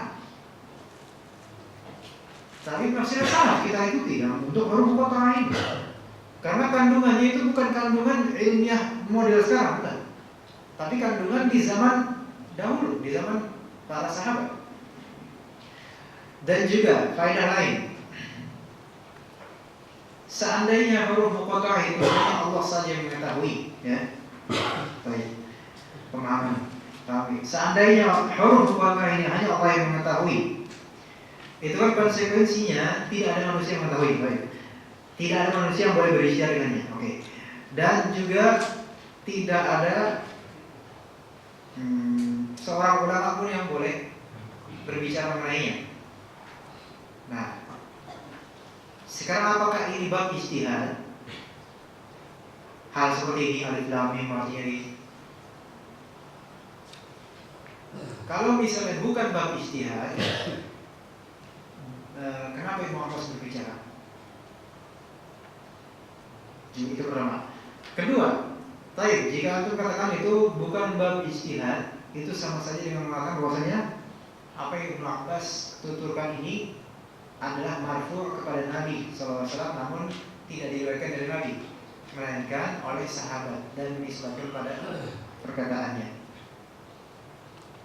Karena ada kaidah juga, jika ada riwayat sahih dari sahabat mengenai suatu perkara yang bukanlah ijtihad, melainkan kabar-kabar yang dhaif dan sebagainya, maka kita hukumi itu marfu' kepada Rasulullah SAW secara hukum, secara status. Karena nggak mungkin sahabat berbicara beristihad dalam masalah-masalah dhaif dan masalah-masalah yang bukan perkara ijtihad seperti ini. Agak sulit memang memahaminya. Baik, tidak apa-apa. Ini memang agak lumayan diajak berpikir lebih sedikit. Kemudian kenyataan bahwasanya huruf-huruf muqatta'ah mayoritas dari 29 surat, 27 surat itu turun di periode Mekah, yang mana kondisi saat itu kondisi kaum muslimin minoritas sama minoritas dan membutuhkan pendukung nggak? Membutuhkan pendukung. Dan juga kaum kufar musyrikin, mereka menyerang muslim nggak? Menyerang. Mereka berusaha untuk menikam Al-Quran nggak? Berusaha. Bukankah kaum musyrikin jahiliyah mereka semua itu adalah ahli bahasa ketika itu? Ahli bahasa semuanya. Baik. Sekarang apakah ada periwayatan bahwasanya orang kufar Quraisy musyrikin mereka menikam Al-Quran lewat huruf muqatta'ah? Jangan. Berarti huruf muqatta'ah ini adalah sesuatu yang bukan sesuatu yang tidak dipahami. Kalau misalnya nggak bisa dipahami, tentu ada yang protes. Ini apaan kalian? Kenapa ada seperti ini? Tapi ternyata hal seperti ini sudah biasa. Bukan sudah biasa, sesuatu yang bukanlah hal yang belum pernah ada sebelumnya, melainkan sudah ada sebelumnya. Hal yang unik, benar unik, tetapi bukan berarti tidak pernah ada sebelumnya. Seperti yang Toha tadi. Toha ternyata ada di suatu kabilah, satu bahasa. Toha artinya ya rajul. Nah, berarti huruf muqatta'ah di sini bisa ditafsirkan? Bisa. Tetapi penafsirannya kita harus mengikuti penafsiran salaf demikian ini, dengan riwayat yang sahih, terutama riwayat dari Ibnu Abbas. Begitu. Dan tapi bukan juga kita benar-benar mendalami, enggak juga. Karena ayat ini termasuk mutasyabihat dari segi apa? Kesamarannya. Itu yang tadi yang kedua, muhkam dan mutasyabih. Kalau yang muhkam itu jelas maknanya, yang mutasyabih itu yang samar, tetapi ada yang benar darinya. Begitu maksudnya. Wallahu a'lam bishawab. Gimana Pak, pemahamannya udah lumayan rapi atau belum tentang huruf muqatta'ah? Kalau misalnya antum memang mau menelaah tentang mana huruf muqatta'ah, maka bukanlah tafsir atau bari. Kalau bisa. Kalau paham maksudnya. Tapi antum beli terjemahan bukan di ruang antum, mendingan beli yang lain, kitab-kitab yang lebih mudah untuk ilmu lain. Karena misalnya beli tafsir atau bari cetakan Azam terjemahan, itu sedikit faedahnya buat antum sejujurnya. Karena tafsir atau bari itu kita untuk spesialis, untuk orang-orang yang memang dia memiliki minat ke ilmu tafsir lebih dalam, dan bahasanya bukan bahasa zaman sekarang, bukan bahasa tafsir Al-Raisar yang kita baca sedikit insya Allah paham. Ya, baik itu terjemahan ataupun aslinya. Paham di sini berarti kita tinggalkan sedikit tentang ayat-ayat mutasyabihat. Oke. Sebagian ulama menarik dua pelajaran dari keberadaan huruf-huruf mutaqatti'ah ini. Pertama, bahwa ketika orang-orang musyrik menolak untuk mendengarkan Al-Quran karena khawatir nantinya Al-Quran dapat mempengaruhi jiwa para pendengarnya, maka membaca huruf-huruf tersebut Hamim, Tasin, Qaf, Kaf, Ya, Ain, Shad merupakan argumentasi yang unik bagi mereka untuk menarik perhatian mereka agar mau mendengarkan Al-Quran. Maka mereka pun mau mendengarkan dan terpengaruh lalu beriman dan taat. Ini merupakan pelajaran terbesar dalam masalah ini. Kedua, tatkala orang-orang musyrik mengingkari keberadaan Al-Quran sebagai kalam Allah Ta'ala dan diturunkan kepada Rasulnya SAW, maka munculnya huruf-huruf ini seolah menantang mereka. Munculnya huruf-huruf ini seolah menantang mereka. Munculnya adanya huruf-huruf ini menantang mereka. Apakah ini menunjukkan bahwa ini baru ada dan sebelumnya tidak pernah ada seperti ini? Tidak menunjukkan itu juga. Tidak menunjukkan itu juga. Enggak. Dan berkata sesungguhnya Al-Quran ini tersusun dari huruf-huruf semacam ini. Maka silakan kalian menyusun kitab seperti dia. Dan berkata sesungguhnya Al-Quran ini tersusun dari huruf-huruf semacam ini. Baik. Ini penafsiran bukan? Berarti maksudnya apa? Menafsirkan bahwasanya maksud dari menulis atau menyebutkan alif lam mim, ha mim dan seterusnya menunjukkan bahwasanya ini adalah huruf-huruf hijai yang kalian juga mempergunakannya. Sehingga kenapa kalian coba bisa nggak membuat seperti ini? Paham di sini maksudnya? Jadi ketika untuk menarik perhatian kaum musyrikin sehingga mereka menolak kepada Al-Quran, Allah turunkan Nun, huruf hijaiyah. Kenapa diturunkan Nun? Huruf hijaiyah ya kan? Berarti apa nih? Kalau misalnya kita bilang diturunkannya Nun di sini untuk apa? Untuk mengabarkan bahwasanya Al-Quran tersusun dari huruf-huruf semacam ini. Tujuannya apa? Untuk menantang orang kafir. Maksudnya gimana sih? Yaitu maksud dari huruf ini untuk menegaskan nih lihat, kita Al-Quran turun dengan huruf-huruf yang sama dengan huruf hijaiyah kalian. Sehingga coba kalian bikin yang sepertinya dengan huruf-huruf yang sama, yaitu dengan huruf hijaiyah yang tidak punya. Coba, bisa nggak? Nah berarti di sini ada nggak sisi penafsiran untuk huruf-huruf Muqatta'ah? Ada aroma penafsirannya. Nah, berarti sesungguhnya sesungguhnya Al-Quran ini tersusun dari huruf-huruf semacam ini. Maka silakan kalian menyusun kitab seperti dia. Berarti mendalami di sini yang poin kedua itu ada sedikit menyinggung tentang pemaknaan terhadap huruf-huruf muqatta'ah.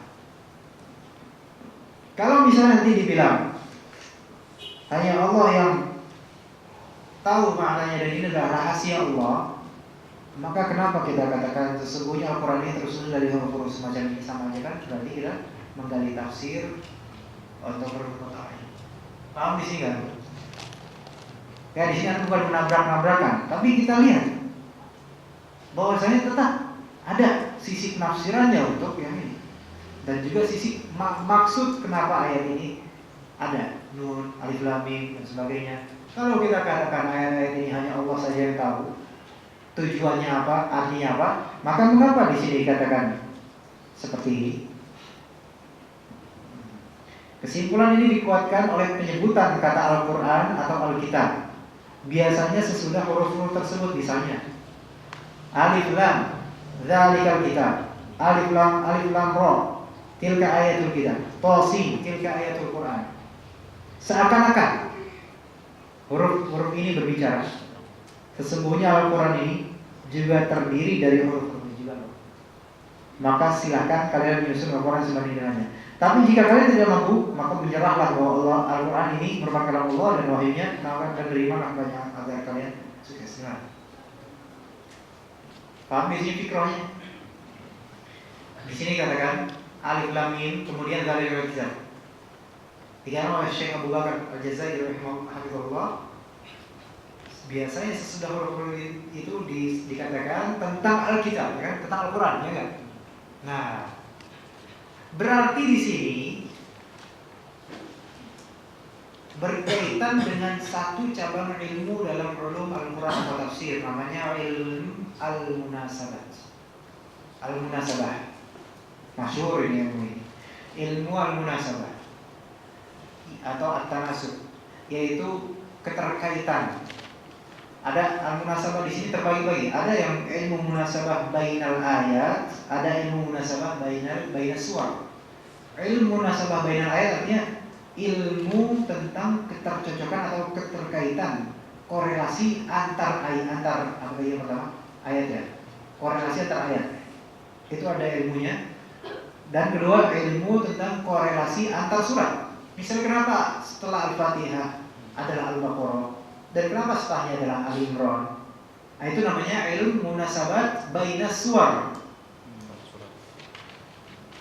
Apa sirnya di situ? Yaitu di akhir surat Al-Fatihah, ghairil maghdubi 'alaihim waladdallin.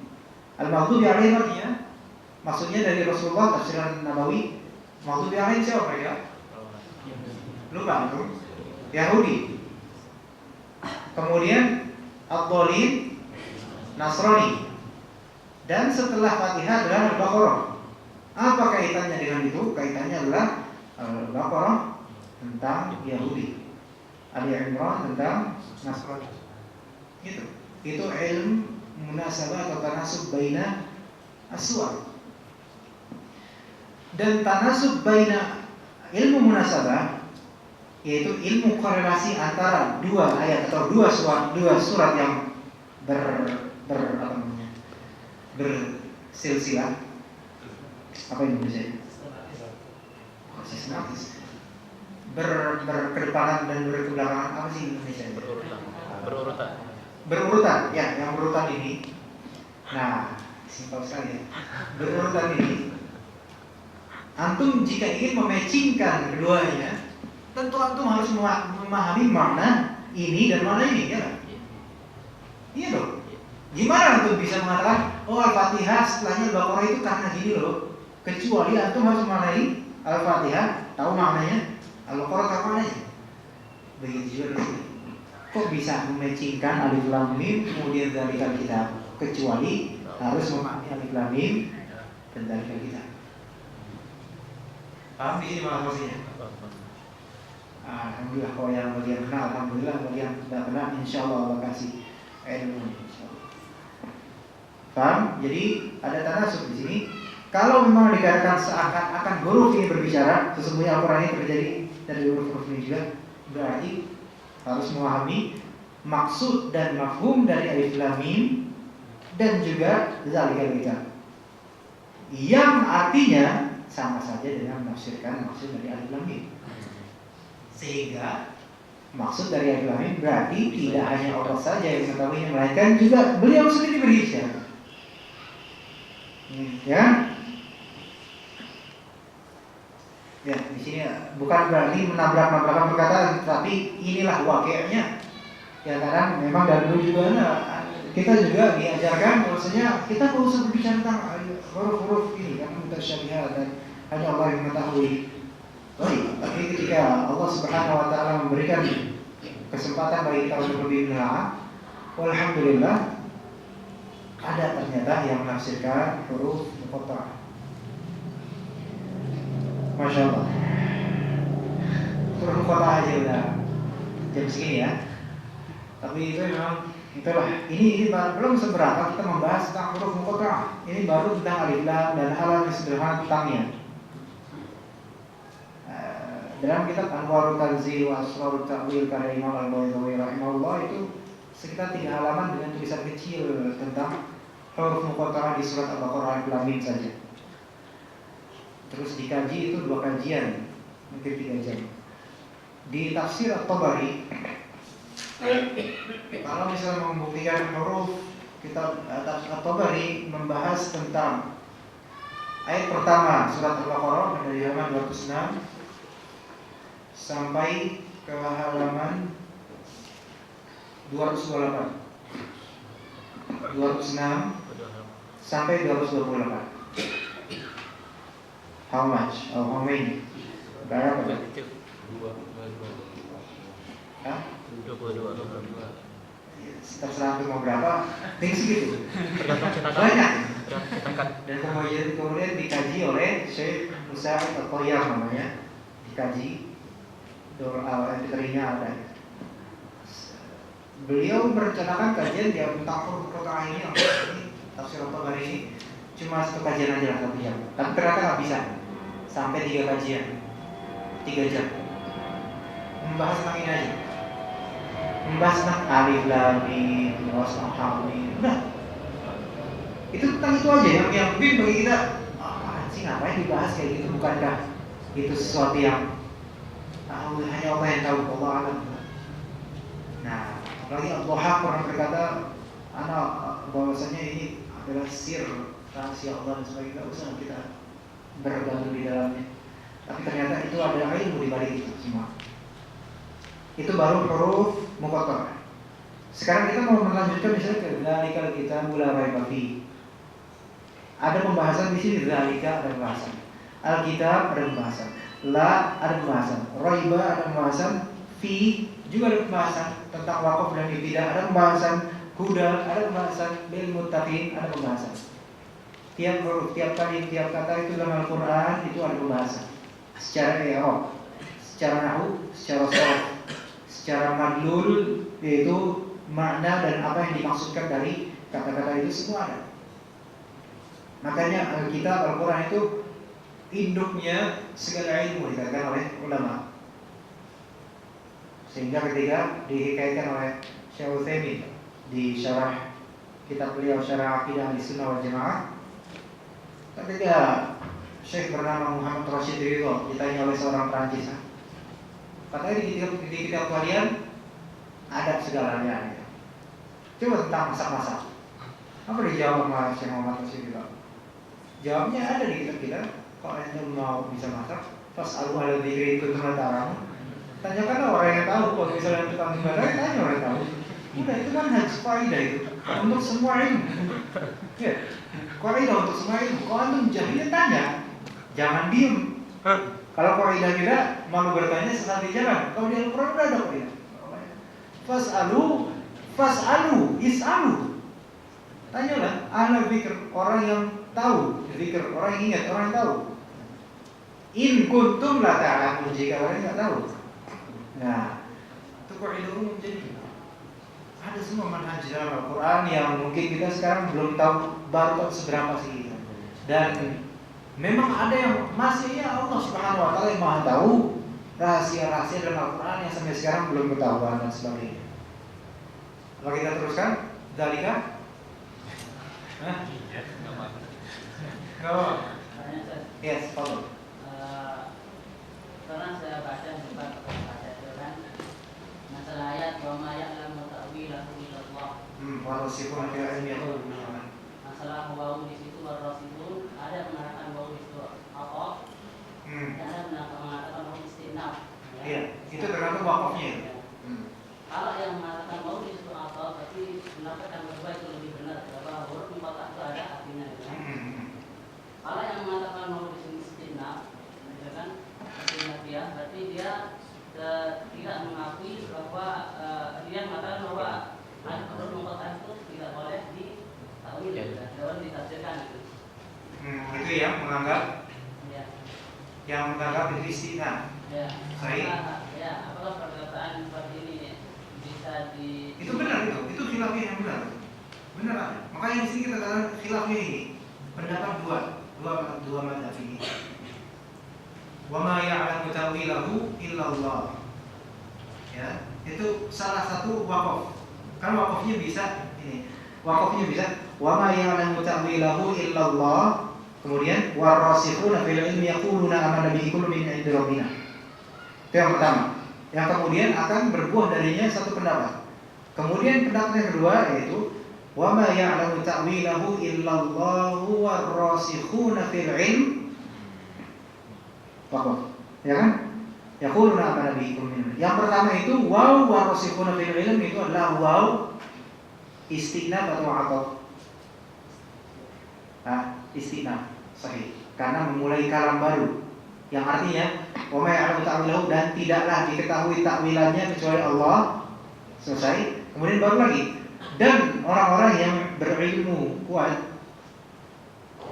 mereka berkata amanna bihi kullun minna. Apa yang hanya Allah ketahui itu kita beriman begitu saja.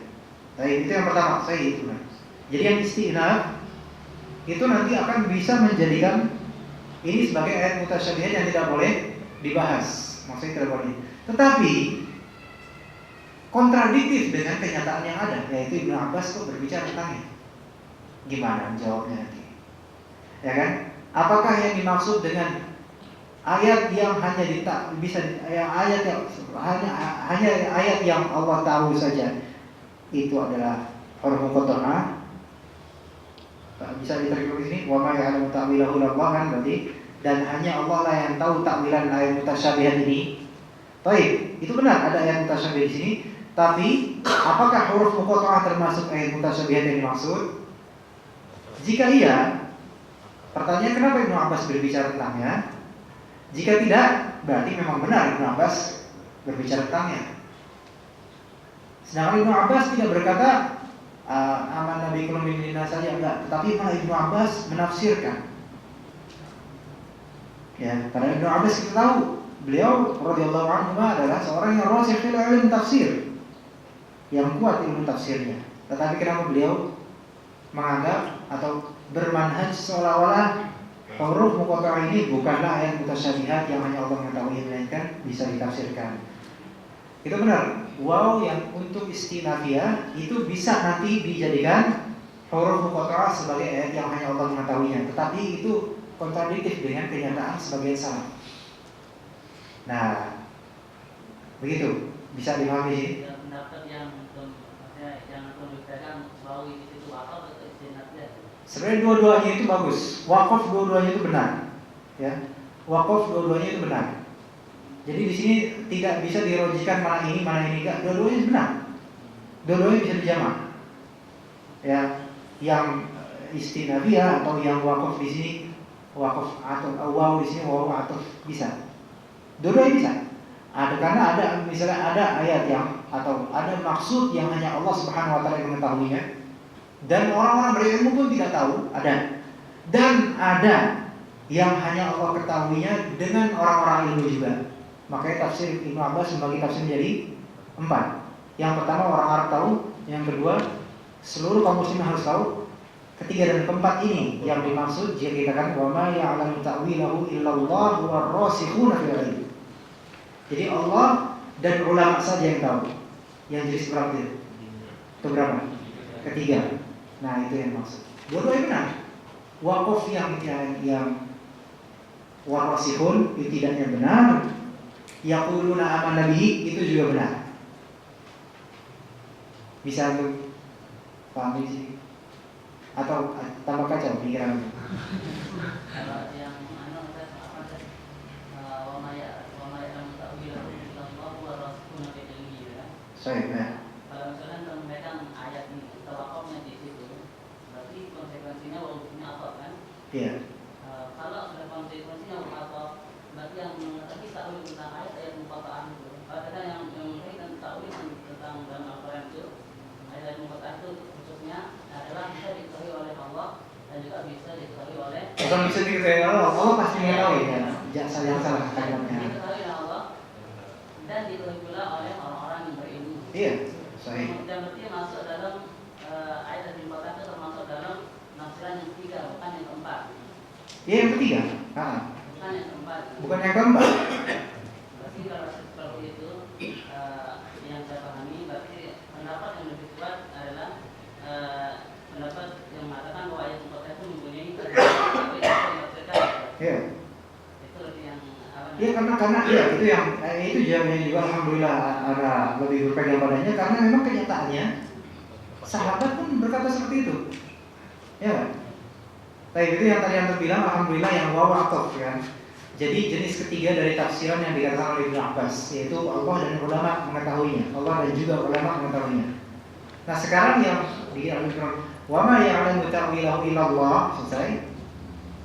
Hanya Allah yang mengetahui. Kemudian baru lagi warasikhuna fil ilm apa amal mereka bukan mengetahui tapi apa mengimani saja. Nah, sekarang kalau ini dibawa ke muqatta'ah ayat huruf muqatta'ah maka bertentangan dengan kenyataan salaf. Paham di sini? Nah, Allah a'lam. Mudah-mudahan yang lain juga bisa memahami. Atau enggak mau dipakai ini juga bisa. Ini menarik pembahasannya sebenarnya tapi Allah a'lam.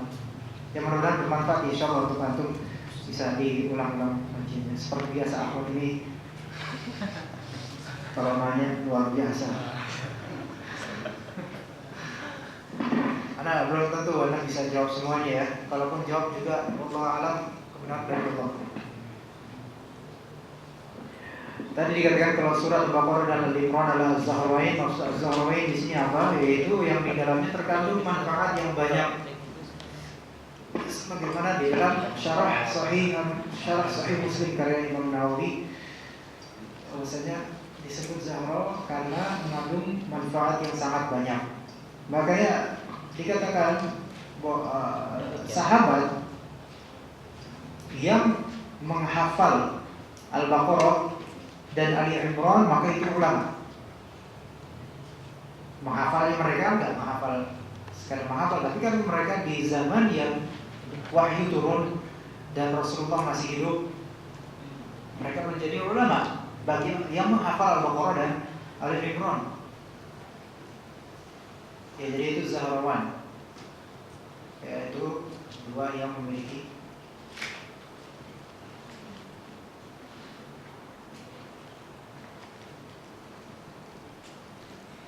ini tentang dhaif dan maudhu' dan munkar.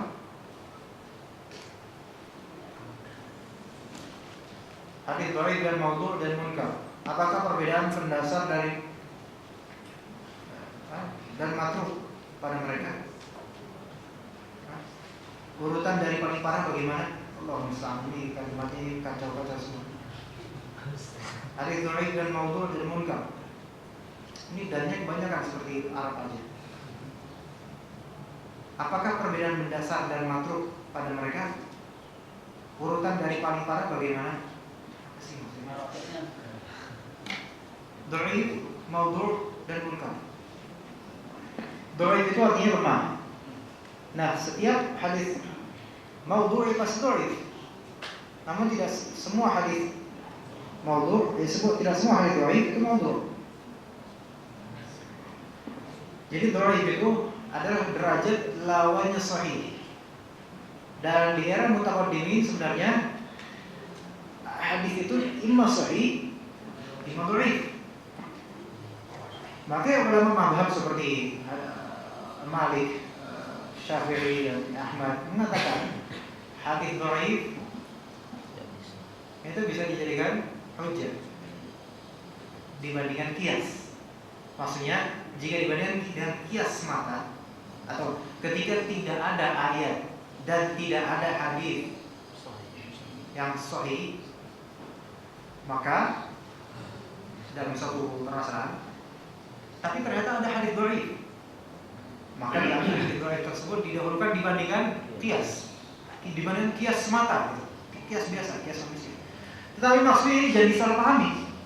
Nah, orang-orang banyak salah pahami, kemudian menjadikannya sebagai basic, bahkan sebagai panduan pedoman. Jadi ketika mendapatkan hadis dhaif seolah-olah itu sudah menjadi hadis yang lebih sahih daripada hadis sahih dan dibela-bela. Maksud dari itu adalah hadis dhaif yang bisa diangkat derajatnya. Ya. Karena pada saat itu tidak ada istilah seperti sekarang hasan disebutnya. Hasan secara formal gitu, yaitu dhaif bisa menjadi hasan. Itu istilah tersebut belum masyhur. Semua yang dhaif sudah. Dan dhaif beragam macamnya, di antaranya dhaif ringan. Nah, ketika dhaif ringan dikumpulkan, maka menjadi yang makbul kalau di dalam kita sekarang hasan li ghairihi, atau bisa menjadi sahih li ghairihi kalau jalurnya banyak sekali. Nah, dhaif yang dimaksud bukan dhaif derajat dhaif seperti maudhu', nggak mungkin. Kemudian dhaif yang munkar. Lawan apa? Arti munkar apa? Yang lawannya hadis sahih. Bagaimana lawan dari hadis sahih? Mana kita mengambil hadis munkar? Nggak mungkin. Udah ada hadis sahih, ada hadis munkar, lawannya hadis ma'ruf, yaitu yang sahih. Kemudian kita ambil kita hadis munkar, kita tinggalkan hadis yang ma'ruf yang sahih. Nah, itu justru aneh walaupun dilakukan dan dibela.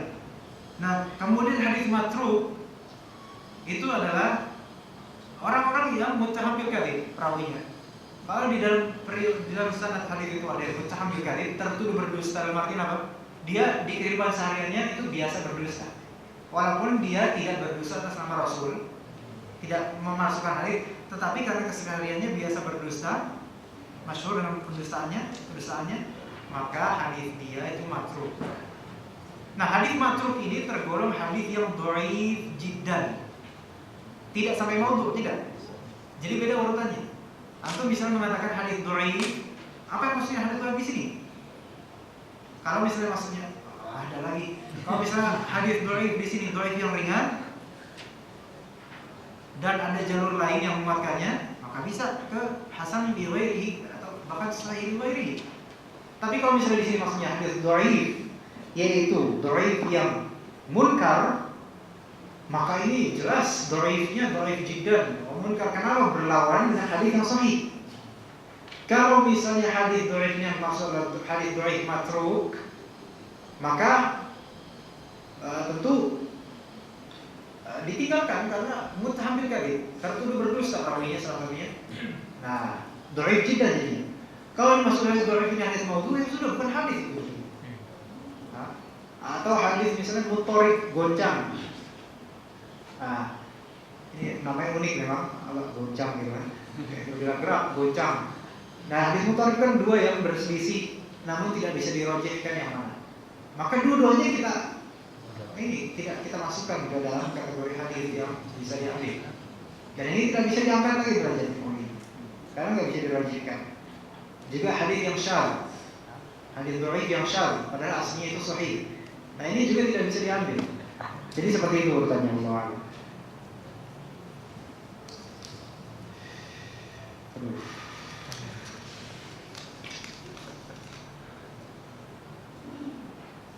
Apakah ada masa iddah untuk suami yang ditinggal mati istrinya atau cerai dengan istrinya? Alhamdulillah. Kayak aja jawabannya.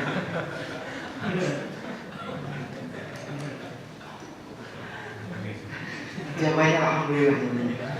Ketika darurat kita boleh makan daging babi darah atau bangkai yang tidak dibacakan bismillah padanya untuk menyelamatkan nyawa. Tapi kalau kita pilih untuk tidak makan karena ada sahabat yang pernah seperti itu, apakah boleh? Kalau tidak makan, apa artinya saya lebih memilih mati daripada makan makanan haram? Bolehkah begitu? Maksudnya apa nih? Tapi kalau kita pilih untuk tidak makan karena ada sahabat yang pernah seperti itu, apa boleh maksudnya? Sahabat Nabi. Ada sahabat yang mengamalkan. Oh, ini maksudnya sahabat Nabi.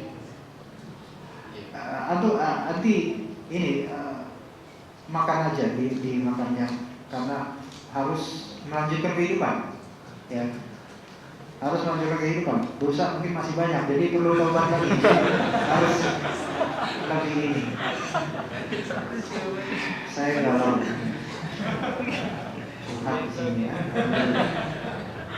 Saya galau. Saya kuliah di kampus umum, tapi semangat saya kuliah saat ini turun drastis sejak ikut kajian atau ngaji. Itu saya rasa.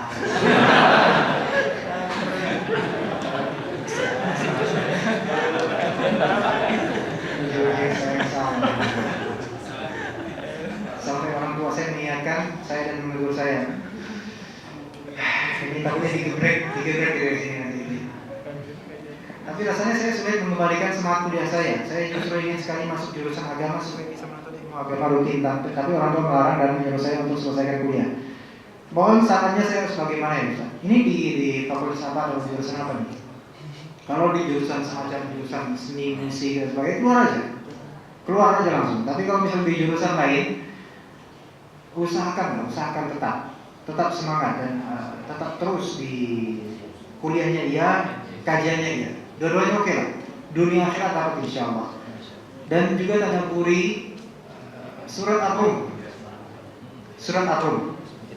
Ini disebabkan apa? Disebabkan anti tidak memblending ilmu dunia yang anti geluti itu dengan tauhid. Itu masalah. Masalah di situ. Kalau misalnya anti memblending ilmu dunia anti dengan ketauhidan dan semangat beribadah, itu insyaallah anti akan teguh dengan ilmu dunia dan juga ibadah. Insyaallah. Misalnya di surat Ar-Rum misalnya, itu ada tentang itu nanti jangan bicara sini dong nanti ini. Kan nanti nanya nih. Ini anak lagi membahas tentang hati. Misalnya di surat Ar-Rum ada pembahasan tentang atau sebenarnya peringatan bagi kita untuk mendalami ilmu dunia dengan mendalami hakikat tauhid di dalamnya. Misalnya di ayat ke 20 surat Ar-Rum. Wa min ayatihi an khalaqakum min turabin tsumma idza antum basyarun tantashirun. Dan di antara ayat Allah Subhanahu wa taala, Dia telah menciptakan kalian dari turab, tanah. Nah, kemudian setelah itu antum menjadi basyar manusia yang saling berpencar. Ini berkaitan dengan apa? Banyak ini kaitannya dengan ilmu dunia. Ada kaitannya dengan ilmu biologi ya. Tantashirun sih berpencar maksudnya beranak pinak. Ilmu biologi sosial itu benar. Tapi karena kebanyakan ahli biologi sekarang dan ahli sosiologi sekarang tidak mentadabburi dengan ilmu dunia lillahi ta'ala, maka mereka nggak banyak yang bermanfaat, bahkan jadi muqassir dalam keilmuan, profesor tapi seperti itu, nggak ingat rohnya. Kemudian wa min ayatihi an khalaqalakum min anfusikum azwajan litaskunu ilaiha. Di antara ayat-ayatnya Dia menciptakan bagi kalian dari diri kalian, dari Bani Adam. Min anfusikum di sini karena dari diri kalian, yaitu dari manusia, bukan dari jin. Azwaja yaitu pasangan-pasangan. Litaskunu ilaiha, agar kalian tenang, sukun, sakinah, mawaddah, warahmah. Nah, itu hubungannya dengan apa? Seksologi, sosiologi kan? Kemudian ini lagi bacain ayat ini. Wa ja'ala bainakum mawaddatan wa rahmah. Dan menjadikan antara kalian mawaddah wa rahmah. Makanya sakinah mawaddah wa rahmah dari mana? Dari sini. Litaskunu, sukun. Mawaddah wa rahmah. Ya, samara. Jadi kan? Nah, inna fi dzalika la ayatin liqaumin yatafakkarun. Sesungguhnya di dalam itu semua itu adalah ayat bagi kaum manusia yang mikir. Tapi ternyata enggak pada mikir. Ya. Nanti sebabnya kenapa? Sebabnya ada. Wa min ayatihi khalqus samawati wal ardh. Di antara tanda-tanda kekuasaan Allah adalah penciptaan langit dan bumi, langit-langit dan bumi. Wa ikhtilafu alsinatikum wa alwanikum, dan perbedaan lidah-lidah kalian, bahasa kalian. Oh, berarti masuk ke dalam ilmu budaya. Wa alwanikum, dan warna kalian, ras. Budaya, ilmu budaya, ilmu antropologi, ilmu language, bahasa, komunikasi, ya. Tetapi inna fi dzalika laayatin lil alimin. Sesungguhnya di dalam itu semua ada tanda-tanda bagi orang yang alim, yang mengetahui, tapi banyak orang yang enggak tahu. Wa min ayatihi manamukum bil laili wan nahar wa ibtighukum min fadlih, dan di antara ayat-ayatnya adalah tidurnya kalian di malam hari, wan nahar, dan juga siang, wa ibtighukum min fadlih, yaitu mencari keutamaan rezeki dari Allah Subhanahu wa taala di siang hari. Ini berkaitan dengan apa? Banyak itu. Tentang biologis, tentang ekonomi, tentang sosial juga. Lagi inna fi dzalika laayatin liqaumin yasma'un. Itu bagi ayat bagi orang-orang yang mendengar, tapi enggak ada yang dengar. Wa min ayatihi yurikumul barqa khawfan wa tama'an wa yunazzilu minas sama'i ma'an fayuhyi bihi al-ardha ba'da mawtiha. Dan di antara ayatnya adalah Dia, Allah Subhanahu wa taala, memperlihatkan bagi kalian apa? Petir, kilat, ya. Khawfa wa tama'a, dengan rasa takut dan juga dengan rasa tamak. Wa yunazzilu minas sama'i ma', dan menurunkan dari langit air. Fa yuhyi bil ardi ba'da mawtiha, kemudian menjadikan bumi hidup setelah tadinya tandus, mati, gersang. Tapi inna fi dzalika laayatil liqaumin ya'qilun. Itu adalah ayat bagi orang-orang yang berakal. Tapi banyak orang tuh enggak menggunakan akalnya ketika melihat langit dan bumi, air, tumbuhan, kemudian menjadi sekelilingan, dimakan binatang dimakan manusia, ekosistem biologi dan semacamnya itu enggak dipahami bahwasanya itu adalah tanda-tanda tauhid ada di dalam. Wa min ayati an taqumas sama wal ardu bi amri. Nah, ini lebih umum lagi. Di antara ayat-ayatnya juga langit dan bumi itu berdiri dengan perintah Allah Subhanahu wa taala. Ya, itu semua motivasi buat kita. Kalau misalnya yang seperti anti ini banyak, wah itu umat muslim mundur semua. Kalau misalnya semua umat muslim harus kuliah di Madinah, di Libya, terus siapa yang menegakkan dunia Islam? Apa semuanya harus di Libya, di Madinah? Atau semua harus keluar, misalnya di UI keluar karena di sana banyak sumber dan sebagainya. Terus siapa nanti yang akan mengilmu dunia? Apakah di Libya diajarkan psikologi? Diajarkan? Dan saya tahu itu.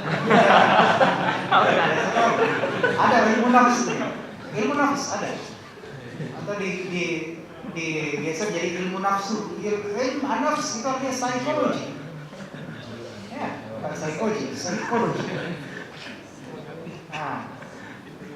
Nah, kenapa kok orang-orang sekarang itu nggak mikir seperti itu? Karena di surat Ar-Rum lagi Allah kasih tahu, ya'lamuna zahiran min hayati dunya wa hum 'anil akhirati hum ghafilun. Mereka mengilmui yang zahir di dunia aja, yang nampak, materi. Wa hum 'anil akhirati hum ghafilun. Tapi tentang akhirat mereka lalai. Nah, itu dia. Antum, anti, kita semua tentang ilmu dunia, ilmu komunikasi misalnya, mempelajari bahasa ini, bahasa itu, terus body language dan semacamnya. Tetapi yang zahir duniawi aja, materinya aja. Melainkan kita tidak menjadikannya sebagai salah satu pijakan untuk mempertambah ketauhidan kita pada Allah Subhanahu wa taala. Makanya enggak semangat. Kalaupun semangat itu untuk menjilat-jilat dunia, ya kan? Makanya orang sekarang banyak mahasiswa sekarang enggak tahan dia di atas 4 tahun. Enggak tahan karena apa? Pengen cepat punya kerja atau pengen cepat nerusin S2 karena masih bodoh dia. Enggak ada ketauhidannya dia. Walaupun dia pintar di ilmu apanya, ilmu komunikasinya, psikologinya, biologinya, fisikanya, kimianya, dia oke lah pintar, tapi ya alamuna zahiran min hayati dunya, cuma zahirnya aja. Tapi dari situ dia enggak mentauhidkan Allah dengannya.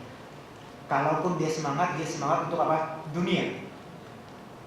Makanya di sini fenomena seperti ini, misalnya ada seorang anak ngaji kemudian futur dari kampus sekulernya misalnya, jelas sekuler kan, kalau bukan sekuler apa lagi? Masa Islami kayak gitu? Kampus seperti itu enggak, malas banget, banyak kajian terus. Ini bisa jadi menunjukkan karena apa? Karena nggak imbang antara mentauhidkan Allah Subhanahu Wa Taala dengan ilmu dunia yang Allah berikan padanya, dan juga mentauhidkan Allah dengan ilmu agama. Padahal semua ilmu yang ada di dunia ini, kecuali ilmu yang non syar'i yang haram, itu bisa dijadikan ajang untuk mempertebal keimanan kita. Nah ini nggak diketahui banyak orang karena apa? Nggak dibahas oleh mereka. Padahal ini adalah satu titik poin yang paling dasar dalam bertauhid. Yaitu apa? Ketika kita melihat apapun dari makhluk, kita mengingat siapa penciptanya. Makanya ketika misalnya ini akhwat ini bisa mempelajari tentang teknik jahit misalnya, ada? Nggak ada? Atau refleksi misalnya? Ada? Kata busana. Sebenarnya ada kuliah kayak gitu. Teknik jahit. Kamu saya bisa jadi dosen. Saya tentang tata boga misalnya. Makanan kan? Coba itu tentang rizki nggak? Rizki berasal dari mana itu tata boga? Tumbuh-tumbuhan, binatang dari makan dari tumbuh-tumbuhan sebagian, dan sebagian binatang yang dimakan binatang dari tumbuh-tumbuhan makan dari tumbuh-tumbuhan juga. Kalau misalnya dia berpikir lebih jauh, itu bisa menambah keimanan dia. Dia tata boga kan? Berarti dekat dengan masak-masakan kan? Nah, kemudian dekat dengan api nggak? Dekat. Kalau misalnya dia setiap masak ingat neraka, tauhidnya tinggi. Ya? Cuma saya kalau jujur aja, anak masak air, ingat neraka. Masak air. Langsung bertambah keimanan kita kalau masak air rebus saja atau masak mie saja. Ingat neraka ini. Subhanallah. Itu semua ilmu kita itu jangan disia-siakan. Meskipun ilmu itu ilmu dunia. Salah jika di komputer, kenikmatan sekarang komputer, internet dan semacamnya, itu semua kalau kita tadabburi itu kenikmatan dari Allah yang kita bisa jadikan poin juga untuk mentauhidkan Allah dan juga mensyukuri nikmat Allah. Mari kita lihat sekarang banyak dari ikhwan atau akhwat yang mereka di bidang komputer, internet dan semacamnya, mereka kecanduan game, kecanduan komputer, sholat masbuk dan sebagainya, bahkan nggak sholat bahkan. Itu karena apa? Kelihatan gak bersyukurnya, gak mentauhidkan Allah dengan ilmu yang Allah berikan padanya. Padahal ilmu itu bermanfaat. Walaupun dia buat situs misalnya, situs dakwah, dia fasilitasi untuk dai-dai untuk, tapi dia sendiri gak mentauhidkan kemampuannya itu, dinisbatkan pada Allah kebaikan-kebaikannya, itu nanti bisa futur atau tujuannya dunia. Makanya di sini sangat sayang kalau misalnya seorang muslim dia mempelajari ilmu dunia yang penting untuk masyarakat atau untuk umat, kemudian membengkalainya begitu saja dengan alasan bahwasanya itu dunia. Ini salah. Umat membutuhkan antum semua. Semuanya antum dibutuhkan umat, semuanya antum Allah kasih modal akal untuk berpikir, lidah untuk berbicara, untuk ceramah, untuk menyampaikan, tangan untuk body language dan semacamnya. Maka jangan sia-siakan ilmu dunia. Dan sungguh juga salah bagi orang yang paham syariat tapi dia ilmu dunianya nol, nggak bisa apa-apa. Kebutuhan rumah tangga, kebutuhan untuk dirinya, dia nggak tahu bagaimana cara mendapatkannya. Ini juga salah. Sehingga yang layak bagi seorang muslim itu ketika hidup dunia, dia adalah orang yang memang hidup di dunia, bukan hidup di akhirat, tetapi dia menjadikan dunia sebagai pijakan dan kecontohan pada akhirat. Begitu. Bukan semata-mata mencintai pekerjaan karena dunia. Kalau misalnya seperti itu terjadi, terlihat sekali siapa yang menjilat-jilat tanah dunia, bumi yang kelihatan. Nah ini step yang anti punya ini, itu juga patut disyukuri. Ini berarti rogbah itu terhadap rogbah anti dan juga kita semua terhadap agama itu alhamdulillah bagus. Tetapi jangan jadikan itu sebagai suatu kesalahpahaman.